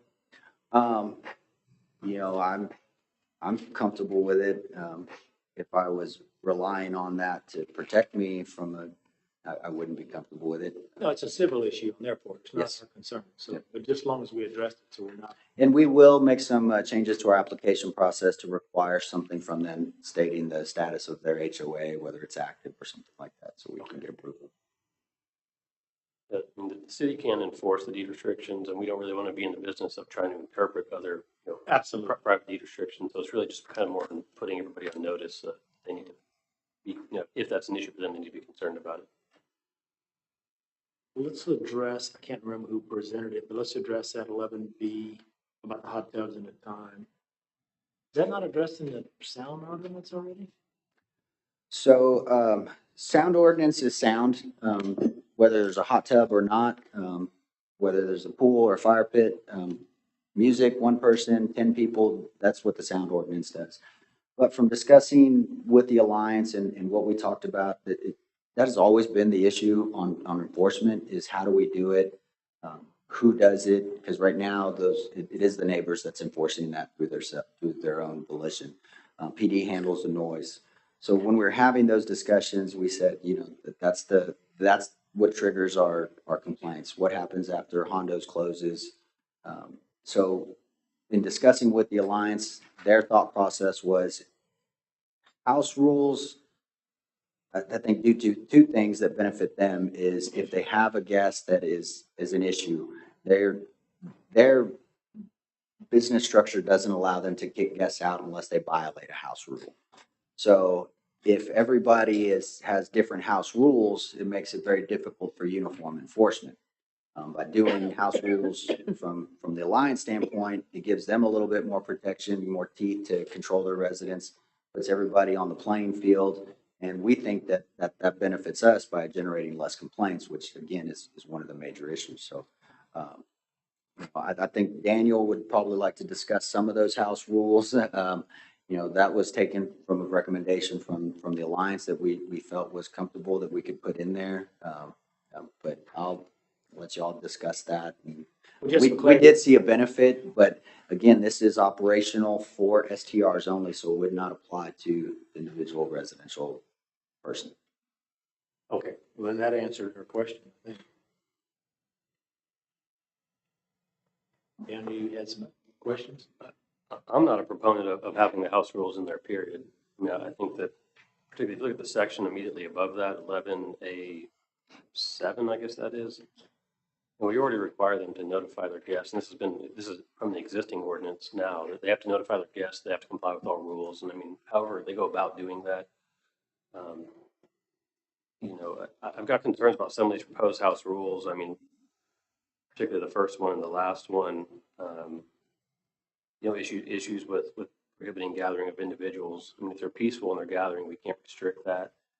And, you know, I've had some discussions with Jason about the use of the pools and hot tubs and fire pits. I mean, I guess the proposed rule would limit the use of those types of, you know, amenities. It wouldn't prohibit gathering, but they couldn't use those amenities. But I mean, it's getting on.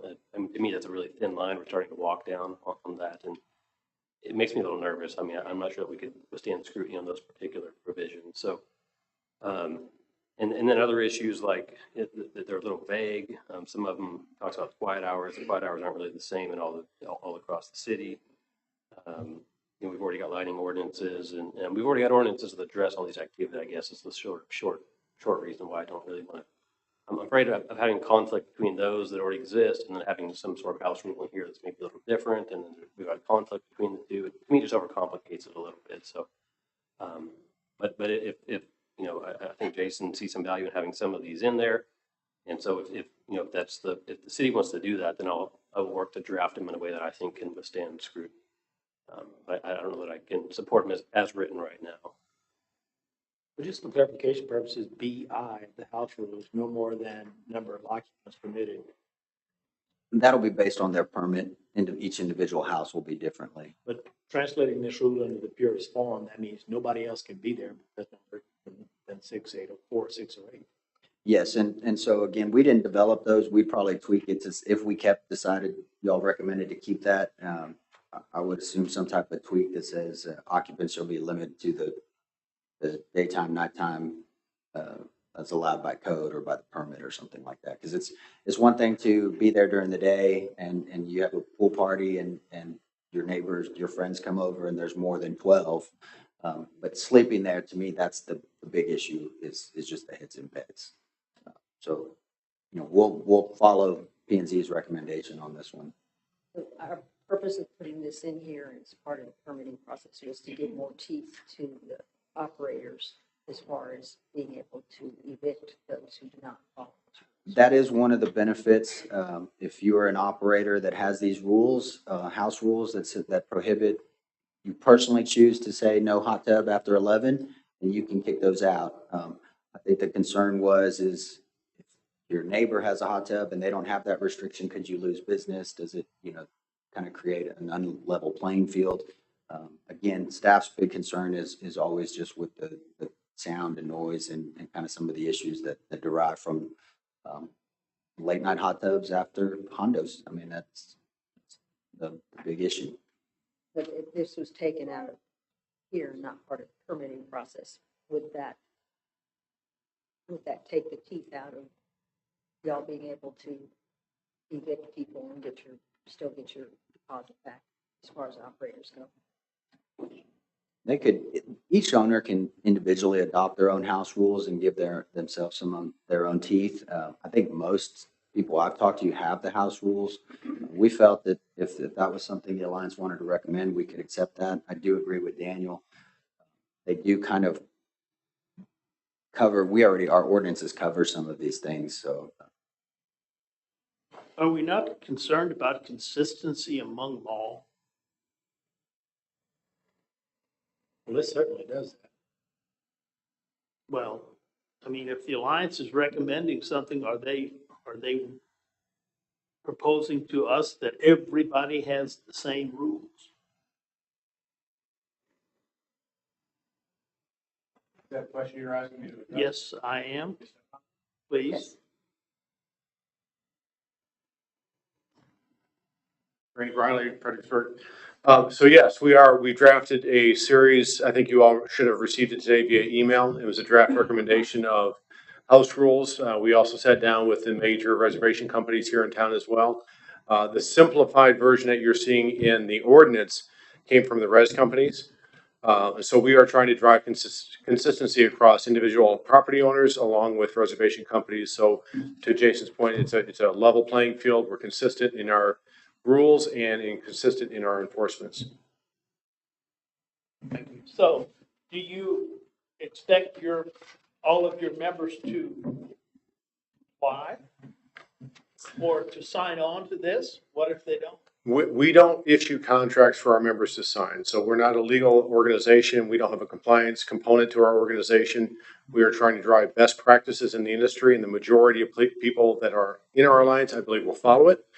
Will we have outliers that simply refuse to follow the city and or the alliance? The answer is absolutely yes.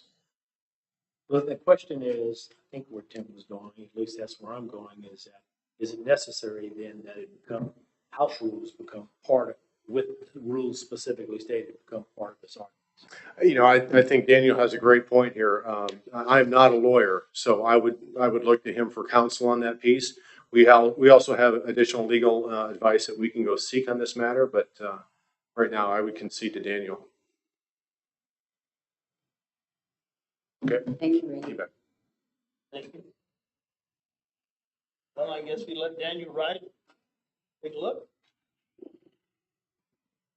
Yeah, I would say write it where you want I and mean, see I what guess the council initial, thinks. sorry, I guess the initial threshold question is if you want to incorporate these, rules or not. And if you do, then I can do my best to write what I think is, I think we can defend. enforceable and legal. Right. Yeah, I mean, the one that's always given me the heartache is the fact that you're gonna restrict who can be there. And that's the way this is written. It doesn't clarify whether sleeping there versus hanging out there versus waiting for the bus to pick you up there. Yeah, I mean, I think that's intended to be, like a hotel room, so it's like max occupancy 4s. I mean, I think it's intended to just kind of be like the general, boilerplate notice that you would see on the back of a door in a hotel or something, just the basics. But the way that it's written right now, I mean, I think it could be interpreted to mean, you can't have anybody visit you or And anything. abused, Right. correct. I mean, we constantly worry about the wine tours that are showing up, but I personally hosted Easter gatherings with distant families at short-term rentals. They just came to have Easter dinner and they all went home. So that's a perfect, in the quiet hours, no problem. Exterior lighting, I don't know. Parking to me is the one that needs to be there, but I think we've already addressed that in the regulations. We'll get to that later. That's further down in the section. So we took the parking requirements and put them in like we did any other, defined a use and gave it a standard. So not in the operational requirements. This is for the kind of uniqueness that comes out with short-term rentals. I mean, they're a little different animal. So, someone from the viewing audience asks, penalties attached to these house rules?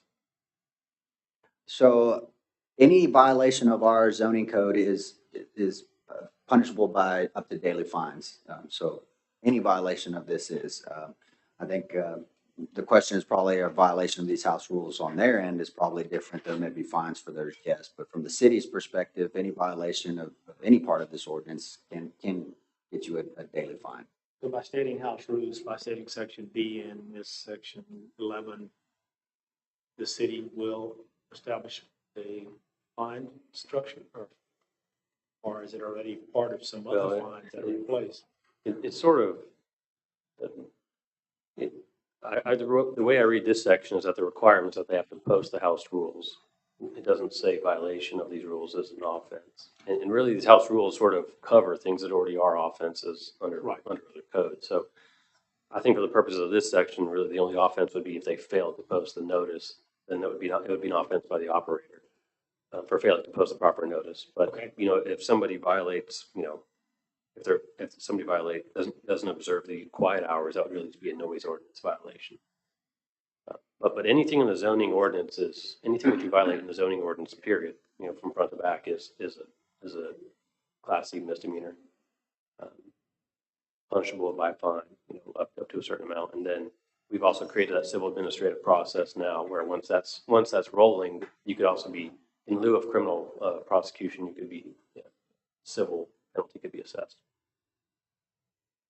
So I like what you said, Daniel, about how 11A7 kind of already includes that. So just to keep it tight, could you say rules and regulations pertaining to the use and occupancy of the STR, including occupancy, lights, parking, noise, trash, and just like keep it short like that instead of having to go into extensive detail? And even if you look at that whole section A, that's really a requirement. And this is the existing think this is in our existing ordinance right now.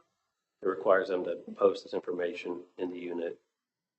And so they already have to post, like their number, operator name, local contact person, where their parking is, their occupancy limits, how to handle the trash, and notification that they need to comply with all these laws. So house rules, I think, is just sort of it's just a little more specific on how they need to carry that out, I guess, would be a way to put it. But I kind of feel like the city already requires that. And this is just being like really specific, like what they have to tell them in the form of that. It's just requiring the list of the house rules. This isn't. House rules is a little more. Well, they would have to concise. not only just list it there they would have to put it as part of their advertisement. So I think for me, that was the kind of key thought process was, it's one thing to put in the ordinance that you have to post the house rules. But if they were putting them in the deal, if someone didn't post it, that's a violation on them.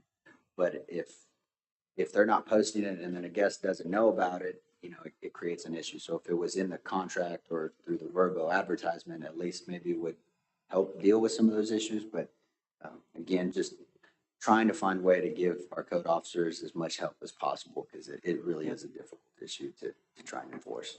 Well, it's good to have a summary like that because picking those out of all the different sections is difficult for anyone. So having it in one concise place is good from that perspective. That's true. Maybe in citing the sections of the code that are relevant that apply to all those. Yeah, the only ones would be the exterior lights turn off by 11. That's not would be a code violation. Observed guest parking, that would be up to the owner and operator when they check in to make sure that they don't have, showing up with 20 cars when they have one parking space, and they'll have to monitor that. And then the other one would be the pool and hot tub. But again, that's what generates the majority of our calls. So just for clarity's sake, one more time, who actually would get that violation? Tenant or owner? So if it depends on the violation. So if the tenant was to violate the noise ordinance or bring illegal cars, they could be cited. If the owner knew that they were bringing extra cars and were not enforcing the rules, then they could be cited. It could be a situation where both get cited. Who's going to make? How's that going to get approved? With documentation, the way we try and do all of our code enforcement. It seems a little open-ended to me, but I mean, we can try and tighten the rules. I'll rely on y'all's recommendation to P&Z, but there's no good way for, we're trying our best to get something there that gives us teeth, protects people, is vague enough to help us, but not too vague to hurt us. I mean, it's a delicate balance, and that's always been the issue with this ordinance is in how do we code enforce. Well, I think you have to have something, and I think you give it a try for a while, and if it doesn't work, you come back and change it. If you find that somebody's finding a loophole that's troublesome, then just close it. Just go back and amend it. And close that loophole if they're abusing. Okay, so it looks like, unless there's other issues, we've looked at permitting 10C, there being some changes to 10C1. Does that need a motion, Daniel, or is that just something? That's the part you want to make I think the recommendation was made about, not a formal recommendation, but discussion on tying the complaints to life safety or occupancy issues. So we would want to recommend a formal recommendation in the form of a motion on that. And then I would probably like a formal recommendation on the actual house rules, if that's okay. So those are the remove, sections add, tweak, however you feel. Okay. do you want to address the other ones in this section? Or you want to Oh, you got some more? All right. What else do you have? Well, the permit suspension notice in the appeals process. Okay. The city manager making the decision. Just want some more clarification on all that. Okay, 13. Jason? Let's see here. And so Daniel and I have had some discussion on this. Some of this is from our current existing code. Some of it is we tried to add. We have never revoked a permit in the however long this ordinance has been there, and it's not something we use. But you do recall we had a kind of a 3 strikes, you're out. We started at 6, it went down, and kind of discussion and conversation and direction went, hey, we don't want to go that way. Again, we're not looking to pull permits, but the struggle with code enforcement, and again, our goal is trying to help all citizens. So the question was, how do you help that person that has a problem house, a bad actor, a absentee tenant? If you're not being able to get the code enforcement, you're not be able to do the noise ordinances, but you have evidence of just loud noises, every weekend complaints. Is there kind of a mechanism, just a worst case scenario catch all? That is a thought process behind that. I know Daniel will probably want to tweak that. So it would be, it would have to be me to make the determination that, hey, okay, we've had 10 calls in the last 3 weeks on this house. I'm going to recommend to Kent that he kind of looks at the evidence and meets with him. If the city manager then decided that, you know what, yeah, this has been an issue, we're going to pull the permit. At that point, they can go through the appeal process and go to council. Again, we wanted a catch-all because we understand how difficult it is to code enforce and to address certain situations. We can fine ticket every day, but every day it's a new guest. So at what point does 20 noise violations in 20 days trigger some kind of discussion? So that was a thought process behind that. Again, this is not something that staff is hard and fast on. So we're just looking for some guidance on language or direction. I can tell you, I'm not comfortable with it as written. Without tying it to something and just making it as open-ended as it is right now, it seems too subjective. And, at one point we had it tied to something like a conviction, if you want that to be 1 conviction or 3 or 6 or whatever. I feel like there needs to be some kind of objective trigger that would make somebody then become, I'm not proposing an automatic revocation or suspension, but at least put them in the ballgame to where that could be the case. Particularly because if the city can't find an offense that exists, I'm gonna have a really hard time justifying a suspension of a permit based on that activity if we can't even show that it's unlawful. I think we have to have continuous code violations to warrant the suspension or the revocation. And if we can't even get to the point that we can show that those are existing, I'd have a really hard time trying to justify or argue that the suspension or revocation is appropriate in that circumstance. So I understand what Jason's saying. Sometimes the offenses are hard to find evidence of the actual offense occurring, even though we may know it's occurring. But just from a legal standpoint, I feel like we've got to work harder to find the offense first and find evidence of the actual offense before we start talking about taking away somebody's permit. And we've got other remedies. The city has other remedies. For continuous code violators, there's civil remedies. We can get an injunction from a district court that would order them to stop operating. There are some big hammers that we already have in the toolbox for continuous code violators. Not just STR specific, but any kind of code violation. So, it's really a policy decision of how other tools, if you want to create other tools or not. But that's just my thoughts on it. Right now, it's not tied to anything. It's too subjective and too vague to let people know what activity they have to avoid to not be subject to revocation. So as far as the trash, the parking, all that's taken care of in the code violations. Well, it is. But that doesn't take care of permit suspension. Well, so I think one of the concerns early on was if you tie it, particularly when there was discussion about having an automatic revocation or an automatic suspension after a certain number of offenses, there was concerns that certain offenses may not be appropriate to reach, for that type of remedy. And so, right now it's written basically where it's just if something happens, then the city may sort of initiate this process, but it's not mandatory.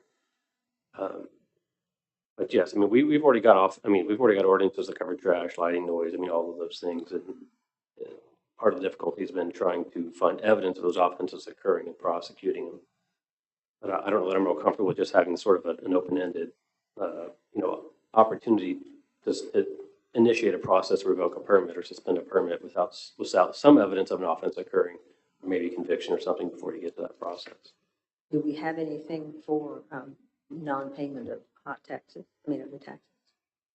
There's statutory penalties and ordinance penalties for that, up to and including orders to stop operating the hotel or STR, So whatever the that's taken facility care is. of So, I mean, already. So we don't need that. So what happens if you have a disgruntled neighbor that turns in violation after violation after violation? How do you determine whether that's unfounded or whether it's harassment? We do have some of those folks, and they call every Monday, so we know who those are. Generally, we try to discuss. We'll send Ray and Ted down when they call and report just to verify some of those issues. Sometimes they'll provide evidence to us. Sometimes that evidence is a violation. Sometimes it's just a complaint. So we look at everything that we get, every report, like we do always. A, is it a violation? B, can we address it? And so that's kind of how we handle those folks. But And I have would our assume usual that this suspects. is all very well documented so that you know exactly how many complaints you've got on a particular piece of property by a particular individual, whether it's on the right side or the left side. So you can track the habitual complainer. I wish I could say we had better documentation. We can track the habitual complainer because they contact us. We recognize the phone number when it hits the caller ID. But we don't have access as far as actual individuals that may be experiencing true issues because they may either be calling PD, they may not be calling anyone, they may be contacting the owner because they have a good relationship. So we don't always have good data on properties that may be bad or not because they're addressing them through some other means. But the ones that y'all are kind of concerned about, we definitely have those conversations with those folks. But then, just for clarity purposes, everything we've discussed in this whole revision, the STR ordinance, it will translate into a code violation, number one, and there is a procedure in place to handle code violation, whether it be a fine or procedure. So will any of those, can any of those eventually end up into a permanent suspension without putting it in this particular wording right now? Or they just end up by being fines after fines yeah, after fines? this is the only mechanism I'm aware of that addresses revoking or suspending an STR permit. And we have this provision existing now in the STR permit ordinance now. I recall correctly, I think it just requires one conviction. An actual conviction in municipal court of a violation could make you eligible for a suspension. I think that's correct. But so if this whole provision is pulled out, the city still does have some other remedies. Like, I mean, you can fine, every day can be a new offense. You can fine daily. And like I said, there's civil remedies. You could get an injunction if they were a continuous code violator. So there are some other tools that exist. But nothing that would allow an administrative revocation or suspension of a permit. So would you recommend taking it out now or do you, if you're not comfortable? That's a policy decision. I mean, like I said, I've got tools that I can use, or the city has tools that, in addition to pulling a permit, if there was a situation that warranted that. I mean, I think this was sort of thought of as like the nuclear option if you just can't, you can't get them to comply otherwise. But it's nuclear with no direction. Unless Right, we can clearly define. It's like anybody can push that button whenever they feel like it. Unless we can clearly define and attach to a appeals process, I say we eliminate section. Because we already have the tools in place to handle it. Just my policy. Or at least, I mean, or if you want to keep it, I would recommend that you tie it to like some sort of offense conviction, something that's objective, that has to take like a process that has to occur But do we have to come up with a before number we get to the administrative revocation discussion.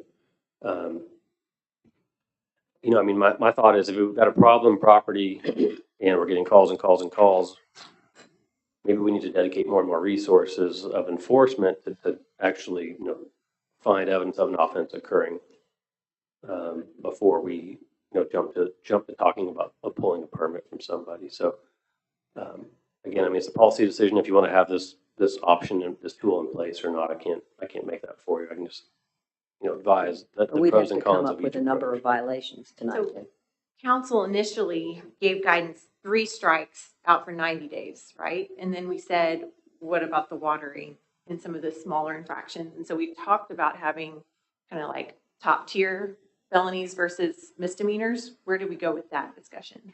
Did I miss that? Are we gonna, because maybe we could do something like upon 2 felony convictions, then, you know, they would be eligible for, Where did we talk of the grid or the yeah. matrix go away? It was just too complicated? Complicated as far as figuring out what equaled what, and then more complicated getting the fine structure in with our current charter. So that's, we can do some things and we can't. You know, So we fully exhausted that that's not if every violation is the same, there's not a way to weigh one versus the other. well, we can weigh some. To me, not closing a trash can lid is not a major violation. I mean, it would be minor, go through the deferred adjudication process. That wouldn't really hit the guest, it would hit the owner because trash day, they may be checked out by trash day. You know, lying about your occupancy, that's a big one. You know, if we catch you there, can we suspend their permit immediately? You know, if we say, hey, we know you're advertising sleeping 10, we need you to cease, and then the next weekend they're sleeping 10, and then we send another letter, and the next weekend they don't cease. I have gone through that where we've issued you don't have a permit, we want you to cease action, and they continued up for, you know, several weeks until we're able to get them in. So I prefer having something in there that gives us some teeth, but if Daniel's comfortable with, you know, using our other tools as far as either doing an injunction, getting a court order stop, that's okay. But that does put a big onus on the city. Again, we're just looking for some direction on there. This section was in the original ordinance because, again, the original ordinance was not part of the zoning code, so we didn't have those tools available to remedy. That's why we had the separate penalty provisions section. And just to clarify, I don't object to the proposal of the possible permit, you know, revocation process or suspension process. I just, right now, I'm not comfortable with paragraph A, which opens that process to essentially an undefined occurrence. I mean, I think it's got to be specific what would actually trigger somebody being eligible to get to be, you know, subject to a suspension. I think I agree with you. I just don't know that we have the tools tonight to come up with the numbers or define what type of violations and how many would trigger that suspension, since we haven't defined what's major, it's not. So I think that I mean, again, it's a policy decision whether it would be an automatic revocation or suspension, but I think that, you know, you can do it in a way that's discretionary, where if they meet some threshold of activity that subjects them to that process, then it still could be discretionary on the city manager's part to initiate that. You know, because depending on the offense, I mean, depending on the facts, it could warrant or could not be appropriate. And so, you know, it doesn't have to be like an automatic trigger where the suspension occurs no matter what. There can still be discretion built into the process. Well, it does say may forward the Right. case. So right now it's written where the city manager could initiate that process, and then there's an appeal process to. I try to write it with some due process in the procedure. So the person that's being faced with the possible suspension could present evidence to the city manager. They would have sort of an administrative hearing, and then if based on the outcome of that, it could be appealed to city council for a review of that process. So, but it doesn't have to be an automatic all or nothing. It can just be, you know, you do some activity and then you become subject to it, but it's not automatic. So we don't have when the 30-day suspension would even happen. We give them 10 days to receive the letter, and then you know, does it say effective, in 10 days, and then they've got people coming that day? Like, how do you, Those how do you make that administrative more sure? details haven't been worked out. That will be in that certified letter, I would guess. Have they been worked out? I mean, question you asked, is there timelines and dates? Have y'all figured those administrative details out? No, well, I mean, there's some language in here that talks about when we have to file, when they have to provide that, but, it kind of depends on what y'all give us direction. If you want us to tighten this up, I would put in the motion that set a 30-day time limit. I mean, timelines are different from cities versus CR operators. I mean, they're booked out 3-4 months in advance, so. Yeah, I mean, that's kind of the issue, and that's what we've struggled with is, hey, you need to stop renting this week and get your permit, and not anyone that's adhered to that. Because it affects cancellations under Verbo apparently are worse than the city fine. I mean, that's the reality of it. But you did mention we hadn't really evoked any permits, so No. that's just because we hadn't had the teeth to do it, or just it hadn't been an issue. I mean, this provision exists now in the current ordinance. Right. The ability to pull a permit or suspend it. We've never gotten to that level with anybody in town, so. So that's my question, is it because we've never had to, or because we just? I mean, I think it's just there just in case. It's not like it's a chronic problem or anything, at least at this point. I mean, currently the way our ordinance is written, there's this process, but it's almost like a compliance use permit. I mean, technically, once you're out of compliance of anything, that permit could be revoked, but we don't do that either. It's almost a one strike, you're out now, but we just don't operate that way. Anybody have any suggestions on how to reword section paragraph A? It's just that this is what we hear so much about, is that we don't have teeth in our current ordinance. And like, this is the place that we need to have it be incredibly specific. If we are going to do X, however many, and it's so vague right now that I don't see it helping. No, I don't either. And that's the fault, is the vagueness, is not the fact that it's there. Yeah. Well, I think our brains are all fried and we don't have The legalese you do. I'm having a blood sugar issue. So one way we could do this is like I said, Daniel had some language in the original ordinance. We could pick our big operational issues. You're not advertising your parking. You're not enforcing your parking. You're not controlling your guest occupancy limits. We could say, 3 violations in a 30-day time frame may trigger this or something like that. We could kind of try and find a compromise between both sides, but like you So said, that's the issue. putting in specific violations that on continued violations of these types. Yeah, so say maybe 20 watering violations in a 30-day period triggers at least one, but I mean, I would say we would focus on the big ones. I think we would just exclude certain offenses from that, just from triggering that process of watering, for example. And even, and again, like all these other ordinances, the watering ordinance has got its own kind of stair-step remedies. They become more severe upon each offense. And so, escalating penalties. So it's, this is, I think this was written with the thought that there may be some like chronic problem property. We haven't seen one yet, but if one shows up, you don't have this, you might be upset that you didn't put it in. So you'd be okay with us making a motion to ask you to staff to go ahead and add some more violations to put the more severe violations into this, reword it for council to look at next week. I say my thoughts would be make a motion that just section 13 be eliminated. We completely figured out a better way to do this. Is that too drastic? And what is that going to do timeline? I know city council is chomping at the bits to get to this. Well, they can put it back in next week. They can put it back in. Yeah. We take it Yeah, they're not gonna agree with everything we do today. Yeah, absolutely. Give us some direction, you two. Well, that's what we're asking you for, so no. Okay, well then I'll make a I'm motion. not comfortable giving policy direction on whether it's a good idea or not to put it in there, but, I mean, I can tell you it's in the existing STR ordinance.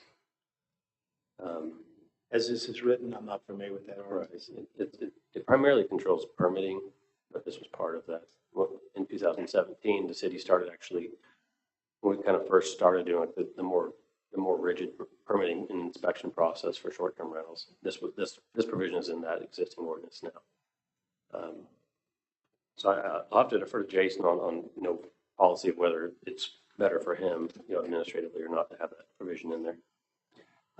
Yeah, I'm okay with, I would like to keep something in there. I know, Daniel, the current code was based on a violation or a conviction.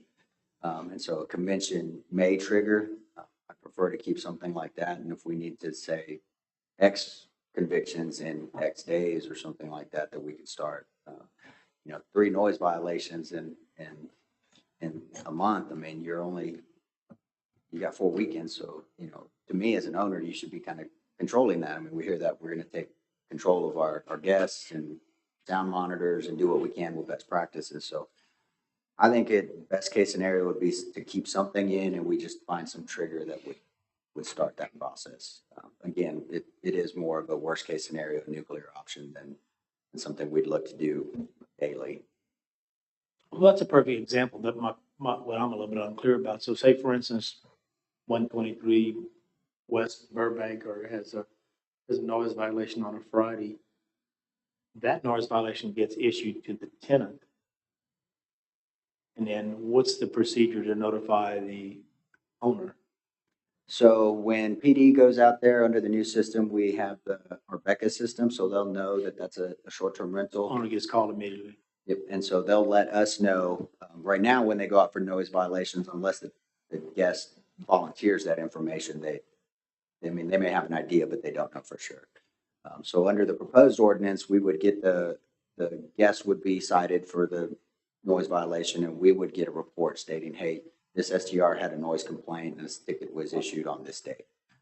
It may be, hey, this STR had 5 notices or 5 visits, but no tickets were issued. There was no violation of the noise ordinance. So, You see, the downside is it could actually get 3 that weekend, and the owner would not have had a chance to even know about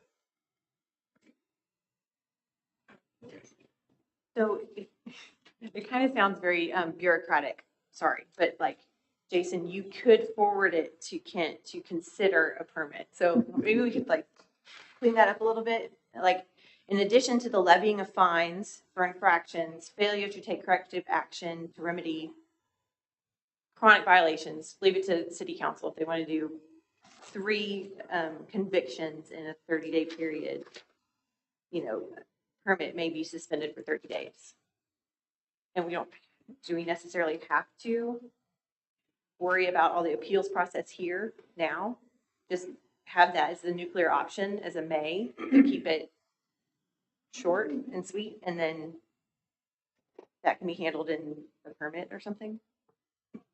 I think just for due process, we have to include some kind of appeal process and opportunity for them to present evidence to the city manager before he takes any action, and some sort of appeal process from that.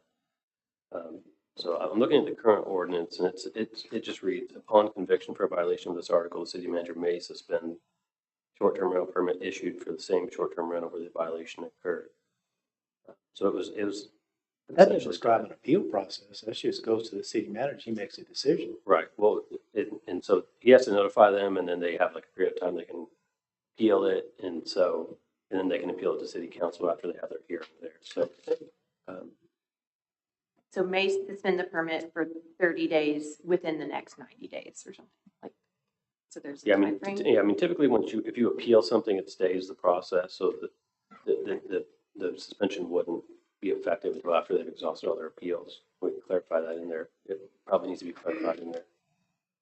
But I mean, I don't want to talk this to death. I just feel like we need to a little more specificity on what would, if you want to, if you want to continue to have this process in there, I need a little more specificity on what would trigger that process. If you want to tie it to a conviction or certain activity or whatever. What was the wording that you came up with, Emily? Would you repeat that? In addition to levying of fines for infractions, failure to take corrective actions to remedy. I mean, can we just throw something on the wall and see what council wants? Say 3 convictions in 30 days? 2? What do you want? Just to have something specific. And they can, Again, we're back to the severity question. this isn't, I mean, this is just a may, isn't. Yeah, it's not. Well, I guess we can come must. up with the severity. One is operating without a permit, the second is violating the occupancy level, and then the third is sound, because the rest are really. Well, Well, they get can a lot come of up complaints about trash, so we're requiring everybody to get trash cans out and fix that. That'd be it. But we don't have to come up with severity because it just says they may forward the case. They can come up with severity. It doesn't have to be for this. Right now, it's nuclear. Mhm. It is nuclear because it says may. Chihuahua. And that would be continued violations of the property owner, not, or of the occupant. Again, that's where we have trouble because the owner is responsible for the occupant. And so that's where we struggle with who gets the ticket, who gets the violation. From my perspective, I think it's always good to have at least one nuclear option in there. But as a deterrent, but again, you're right, it shouldn't be something that we just push the button every time we're upset. And again, I think our track record shows that. I would prefer to see something, as long as it makes Daniel comfortable, that we tweak this language to where it's not so vague and maybe there is a trigger,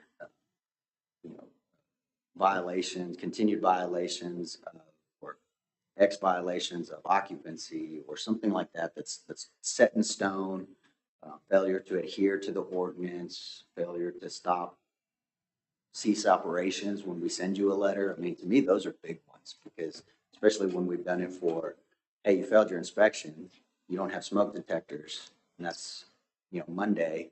And then we go by on Saturday and it's booked. And then we go by on Wednesday for the inspection and it's booked. And then we tell them to stop and we go by Thursday for the inspection and it's booked. At what point, where do we have that teeth in that nuclear option? I think we need it.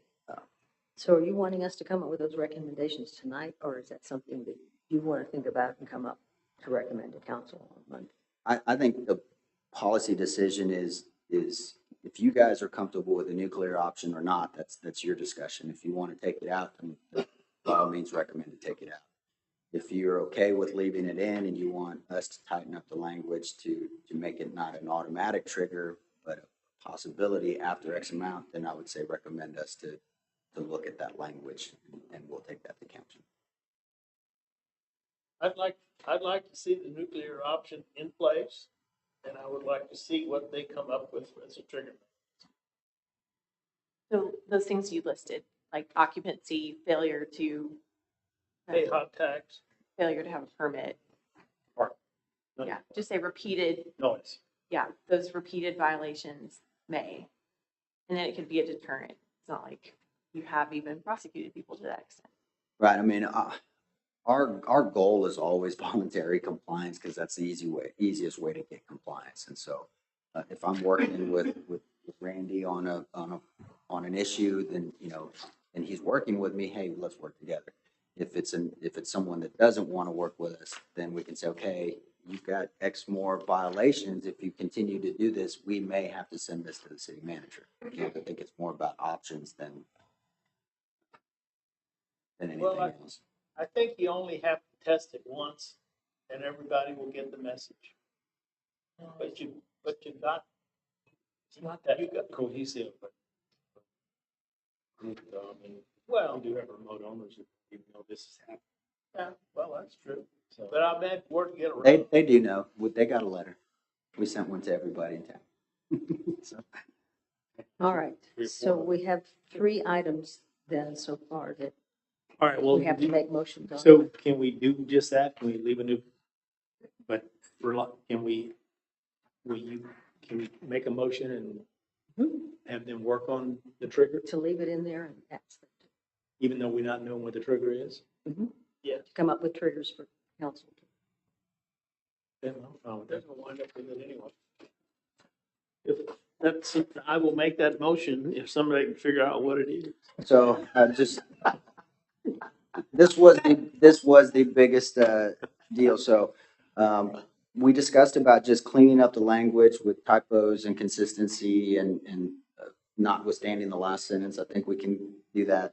So that would need to be in the motion. Second would be add inspection language, for heads in beds and life safety only.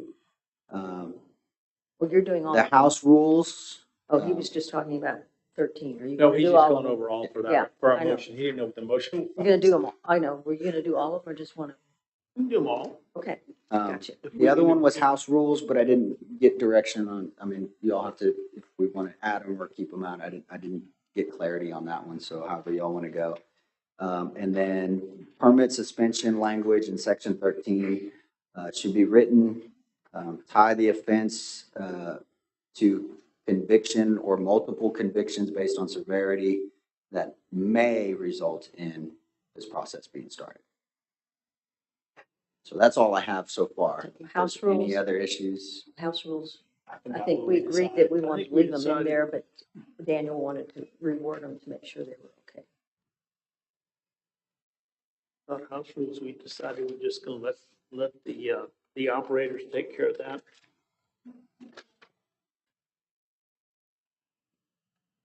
Because they're so different. I think so, because it remind me that everything that's in the house rules is already addressed in the ordinance, the other ordinances, meaning the code anyway. Is that correct? Outside of the pool one, that's the only one. Most of them we have. Okay. All right, that's what we said. We were gonna leave them in there because it was a good summary of them. But he was gonna look at. But Daniel was gonna look make at sure some he of- was okay with all. Nope. Okay, then your Emily, motion what did you is remember? approve section 5.401, excuse me, 5.401, and with the exception of 11B, the exception of 1113, excuse me, 13. And just to clarify, this is going to apply to, it is retroactive if they have to change their posting? Or this is only for new, this whole 5.401? Physical changes or requirements are for new, but the postings would be retroactive. Does So, that need to be codified somewhere? So people aren't confused. yes, I would probably recommend that. Yeah, just to add that to the motion. Which ones would be retroactive? We could identify those.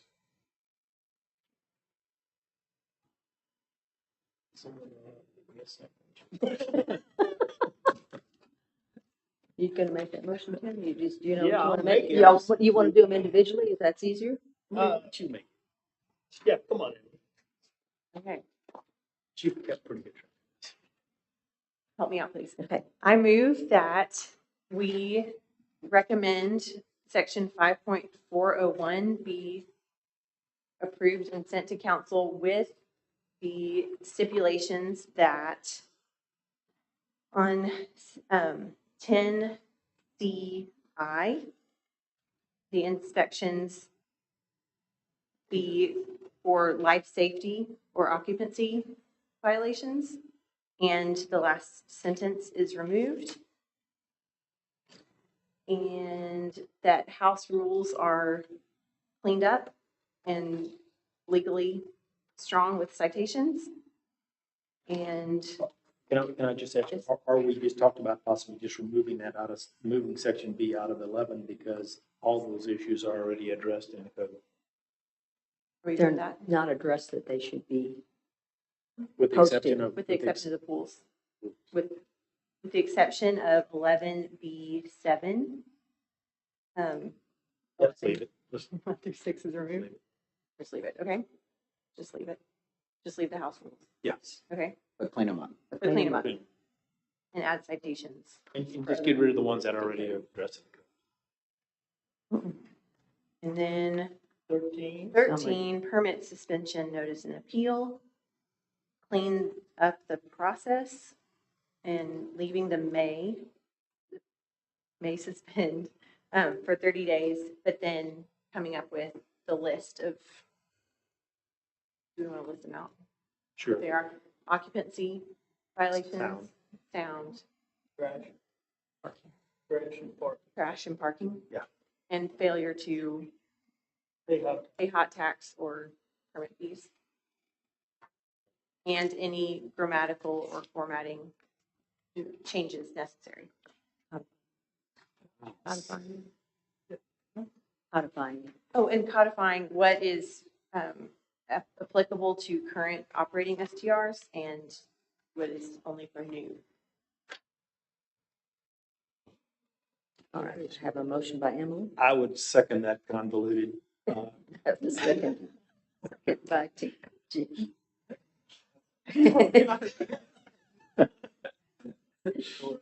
All right. Is there any more discussion on this? All in favor, aye? Aye. All opposed? All right. Motion carries.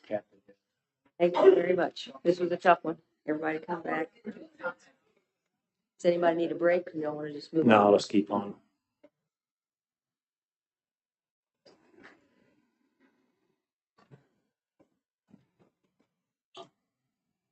So is everybody happy or everybody mad? Well, that's perfect. All right. Next section is 5.460, page 82, review and evaluation criteria. So this is the CUP process.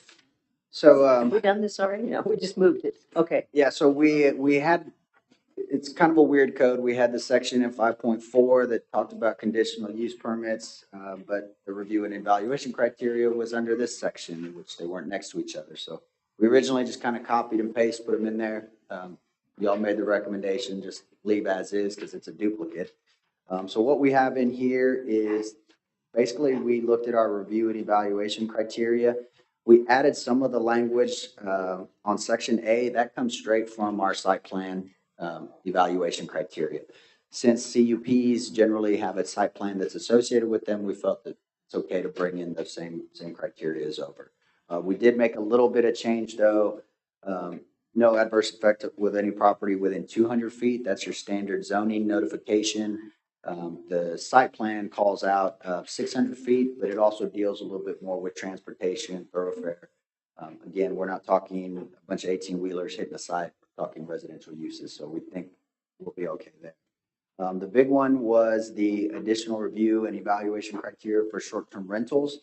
I know it's a little vague for most people's liking, and I know Daniel wants to review and tie that down. And so these were just kind of some of the things that we would look at. CUPs are very different. You can have the same use on two lots that are in the same block, but one could be approved and one could not, just depending on the site. So it is designed for some flexibility to consider each case on its own merits. So that's why I generally wrote it a little bit more vague than probably what Daniel did. So we'll be open to your recommendation on these as well. Anybody have questions or comments? I'd like to hear Daniel's concerns about the terminal, about the text in section B. It's primarily about the use of terms like near or multiple or in the vicinity. I mean, I've got to be a little more specific than that. And so if this is, and part of the reason it's presented in this way is that it's almost conceptual at this point because I've been in and then out and in. And so Jason, as going through the drafts, was just kind of putting it back in for discussion purposes. And we've never really gotten to a point where it's been pinned down. So if you're open or if you're inclined to keep that section B and sort of the intent of it, as much clarity as you can provide would be helpful, or allow me some flexibility to try to draft it in a way that's a little more objective and less vague, essentially. I know there has to be some flexibility built into the CP process, but to me, this is a little too flexible at this point. Daniel, are you kind of a numbers person when it comes to this sort of thing? Meaning, you know, you got 200 feet over here. Now, are you thinking? Right. Are you inclined to put numbers with this? Numbers or a budding property or something that's fairly objective as sort of a trigger or at least puts them into the realm of being eligible or finding that you have to make to grant the CUP. I mean, to me, just, I don't know that this could, if somebody wanted to challenge this the way that's written, I don't know that we could stand scrutiny because it's so subjective. I'd just be concerned about there being arbitrary decisions that wouldn't be consistent from the application. Well, that's what everybody else is worried about as well. So. The only directional definition is abutting. But proximity, multiple, appropriate, vicinity, none of those words are defined. I think we gotta leave it up to the lawyer on this one. Because he's supposed to be the one to get us out of trouble in the first place. Keep us up. Yep. We don't want to get out, we want to keep out.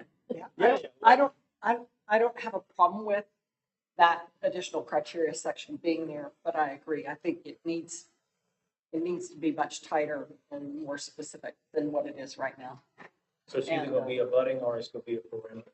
Perimeter right now establishes 200 feet. Possible use that. Or a budding. It's the only two options you have. Site. Yeah, so the reason we kept it a little bit vague is because we do have some areas, we didn't want to get in a situation where there was a lot that was perfectly acceptable, that met all the criteria, but they were 200.001 foot away. That's kind of the concern we had. Yeah. I would say it probably preferred maybe looking at something like within X amount of blocks from Main Street. I mean, there are certain areas that, again, we know where they want to be, we know why they're here, and so they need to be in those areas. But is that 300 feet from Main Street? Well, that's only one block up. Does it need to be within, 500 feet? I mean, that's something we can look at. I didn't want to get into just the number, but maybe we can look at something like blocks or something like that, to where we have a little bit more flexibility for that. Yeah, it's kind of like our 300-foot remote parking rule, and then that project comes in at 310 feet. We have to turn it down. Yes, ma'am. I mean, that's not very fair either. We didn't already address this in all the code changes? We kind of went back and forth on the CUP process because we kind of did it through the second, third draft. I'm not sure which one had, you could get a CUP if you were within 500 feet of a commercial area or within 200 feet of another STR. When we mapped that out, it was about 95% of the R1 zoning district, so we had to kind of pull back a little bit. Thought just occurred. When we put in the conditional use criteria for for the unoccupied STRs by CUP, didn't that just supersede this? Yeah. This is Because it's more That's just saying restrictive. it's It's like eligible. you have to have all this adjacency, and you have to have Well, the percentages. The first CUP in there, that criteria just makes the project eligible to apply for the CUP. Correct, but Once you isn't get in that, doesn't that somewhat contradict some of that, then maybe override some of this, because you made if we looked at the part about qualifying for a CUP for an unoccupied STR, and that's the only one we've allowed a CUP for, right? I don't know that it nullifies it. To me, it's in conjunction. So if you say we're talking the donut hole, who's right. Say there's only 3 STRs in Carriage Hills, and there are 2 here, and there's no more, and someone wants to go, I want to do the CUP. that far in, it may not make any sense to allow more unless, say, the person was completely surrounded. But the closer you get to Main Street, I mean, I think that was the thought process behind this was Well, we didn't. I guess what I'd be saying then is we instruct Daniel to work and tighten this up is to make sure that it works with what we put in the qualification criteria and doesn't contradict or somehow create confusion from that original qualification criteria that we debated so healthily earlier. See, Yeah, Look at number 7 right above this B, because it says compatibility with existing on abutting sites or within the area of proposed use. So really, this is just, B is almost just like ideas. Like, think about it. Is this near a commercial district? Is this near, not near a commercial district, but dense? I mean, it's just kind of questions to think through that's already addressed in 7, isn't it? Yeah, I mean, the idea originally was we didn't have these in here. We just kind of went with the normal stuff that we go on evaluation criteria. The discussion center around, are these special enough that they need special criteria? So, if this board's okay and with the other language is just our standard and they don't want to create special ones, I think we could also, you could recommend to remove that as well.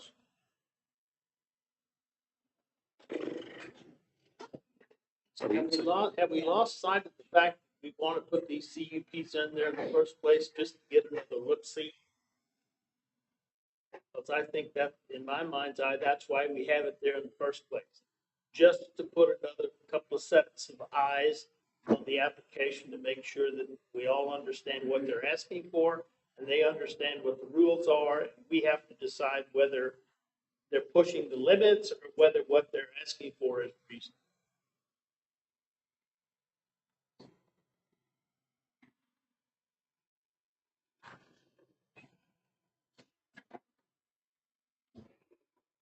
so in this case, the entry point is the stranded properties that have already met the 50% surrounded criteria.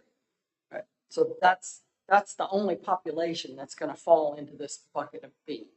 And the STR facility. Facilities will. Okay. So, And then the condos and the unoccupied STR in the historic district.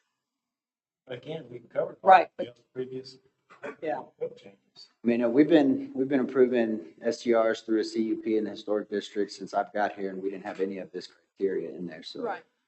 It's all on that the board wants us to focus on additional criteria, or if we just want to let each case in its own merits kind of come up.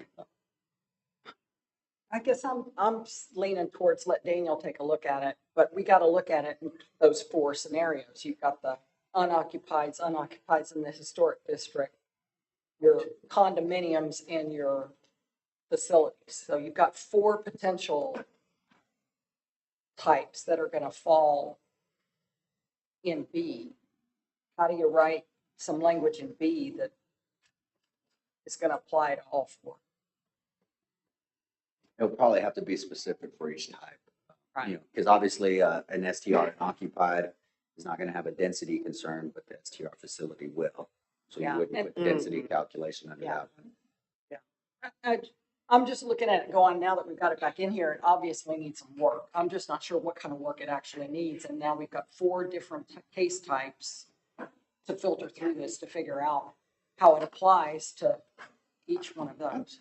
I feel My pretty mindset comfortable was just Daniel the and I could STR come up unoccupied. with something that's a little bit more set in stone. Okay.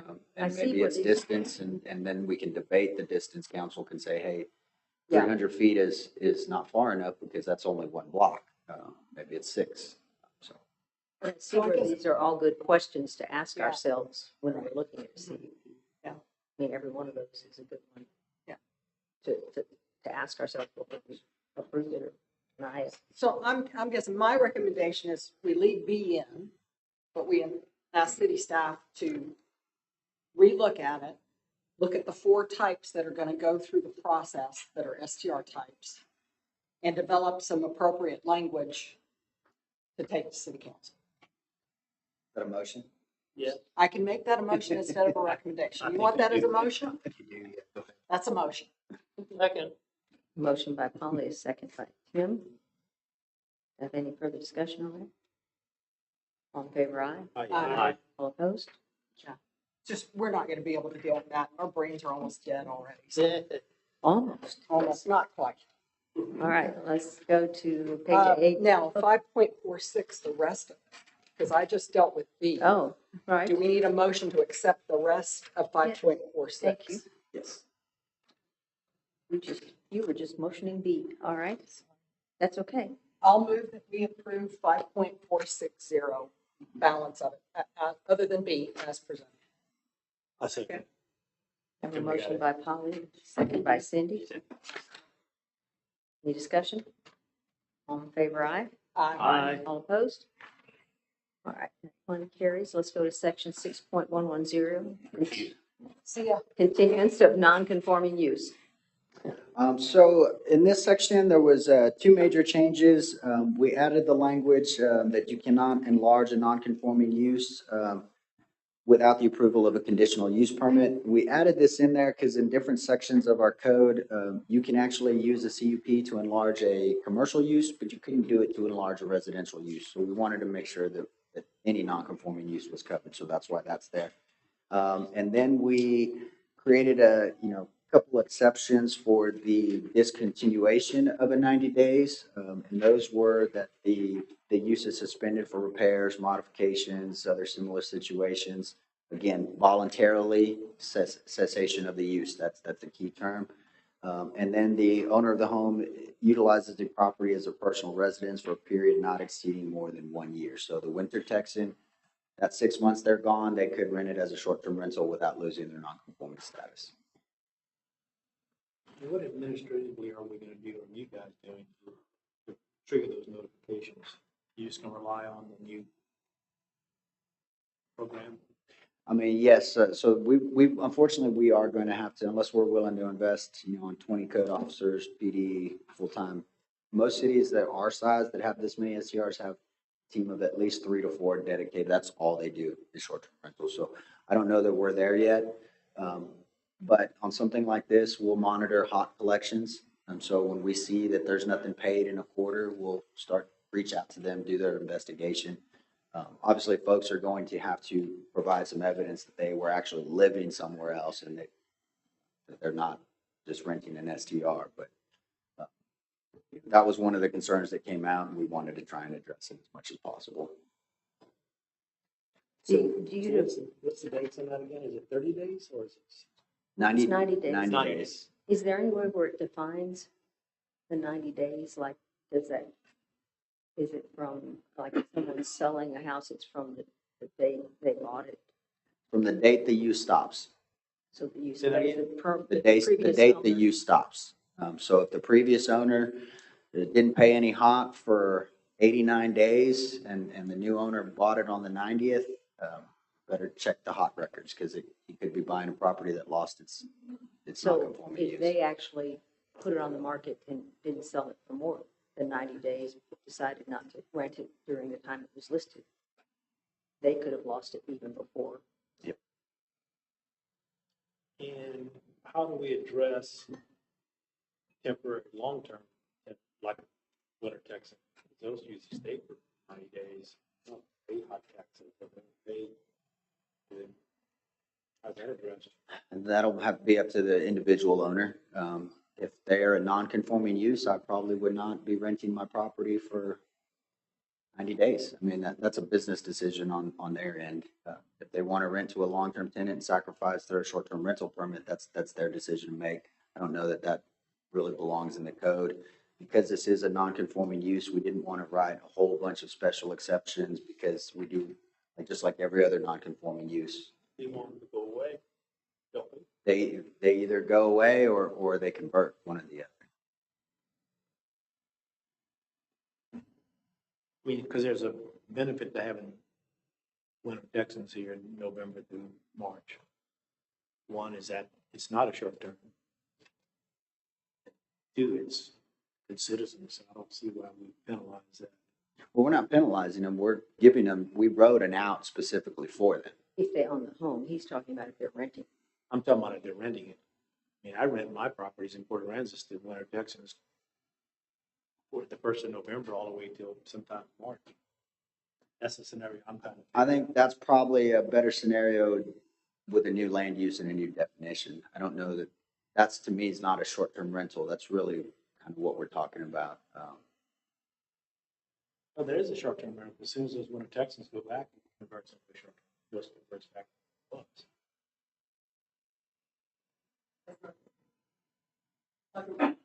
Sorry, he's talking about somebody that lives here half the year. You're talking about a unit that's No, I'm never bringing up completely bringing up lived a in. scenario that's not addressed.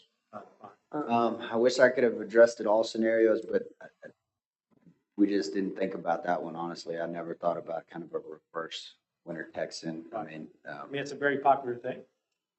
it is, you know, again, I feel like those are kind of business decisions that individual owners are taking up. I mean, again, I don't think we're talking about, we're allowing STRs unoccupied in almost every zoning district within the city outside of R1. So there are going to be opportunities for those Winter Texans to find a new place to live, or, you know, maybe he had a tenant in the R1 and the guy's like, hey, I'm not renting it to you next year because I don't want to lose my STR permit.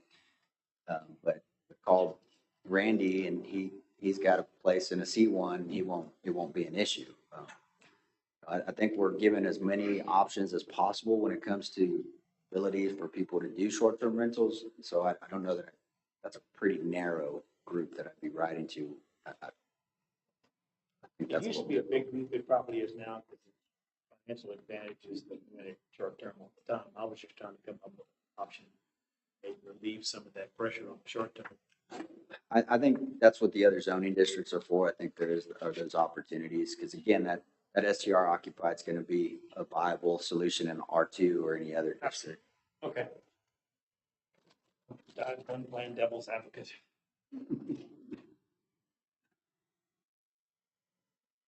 I Anybody have move anything that else? we approve section 6.110 as presented. Motion by Tim, do I have a second? Second. Second by Emily. Any other discussion? All in favor, aye? Aye. All opposed? All right, that one carries.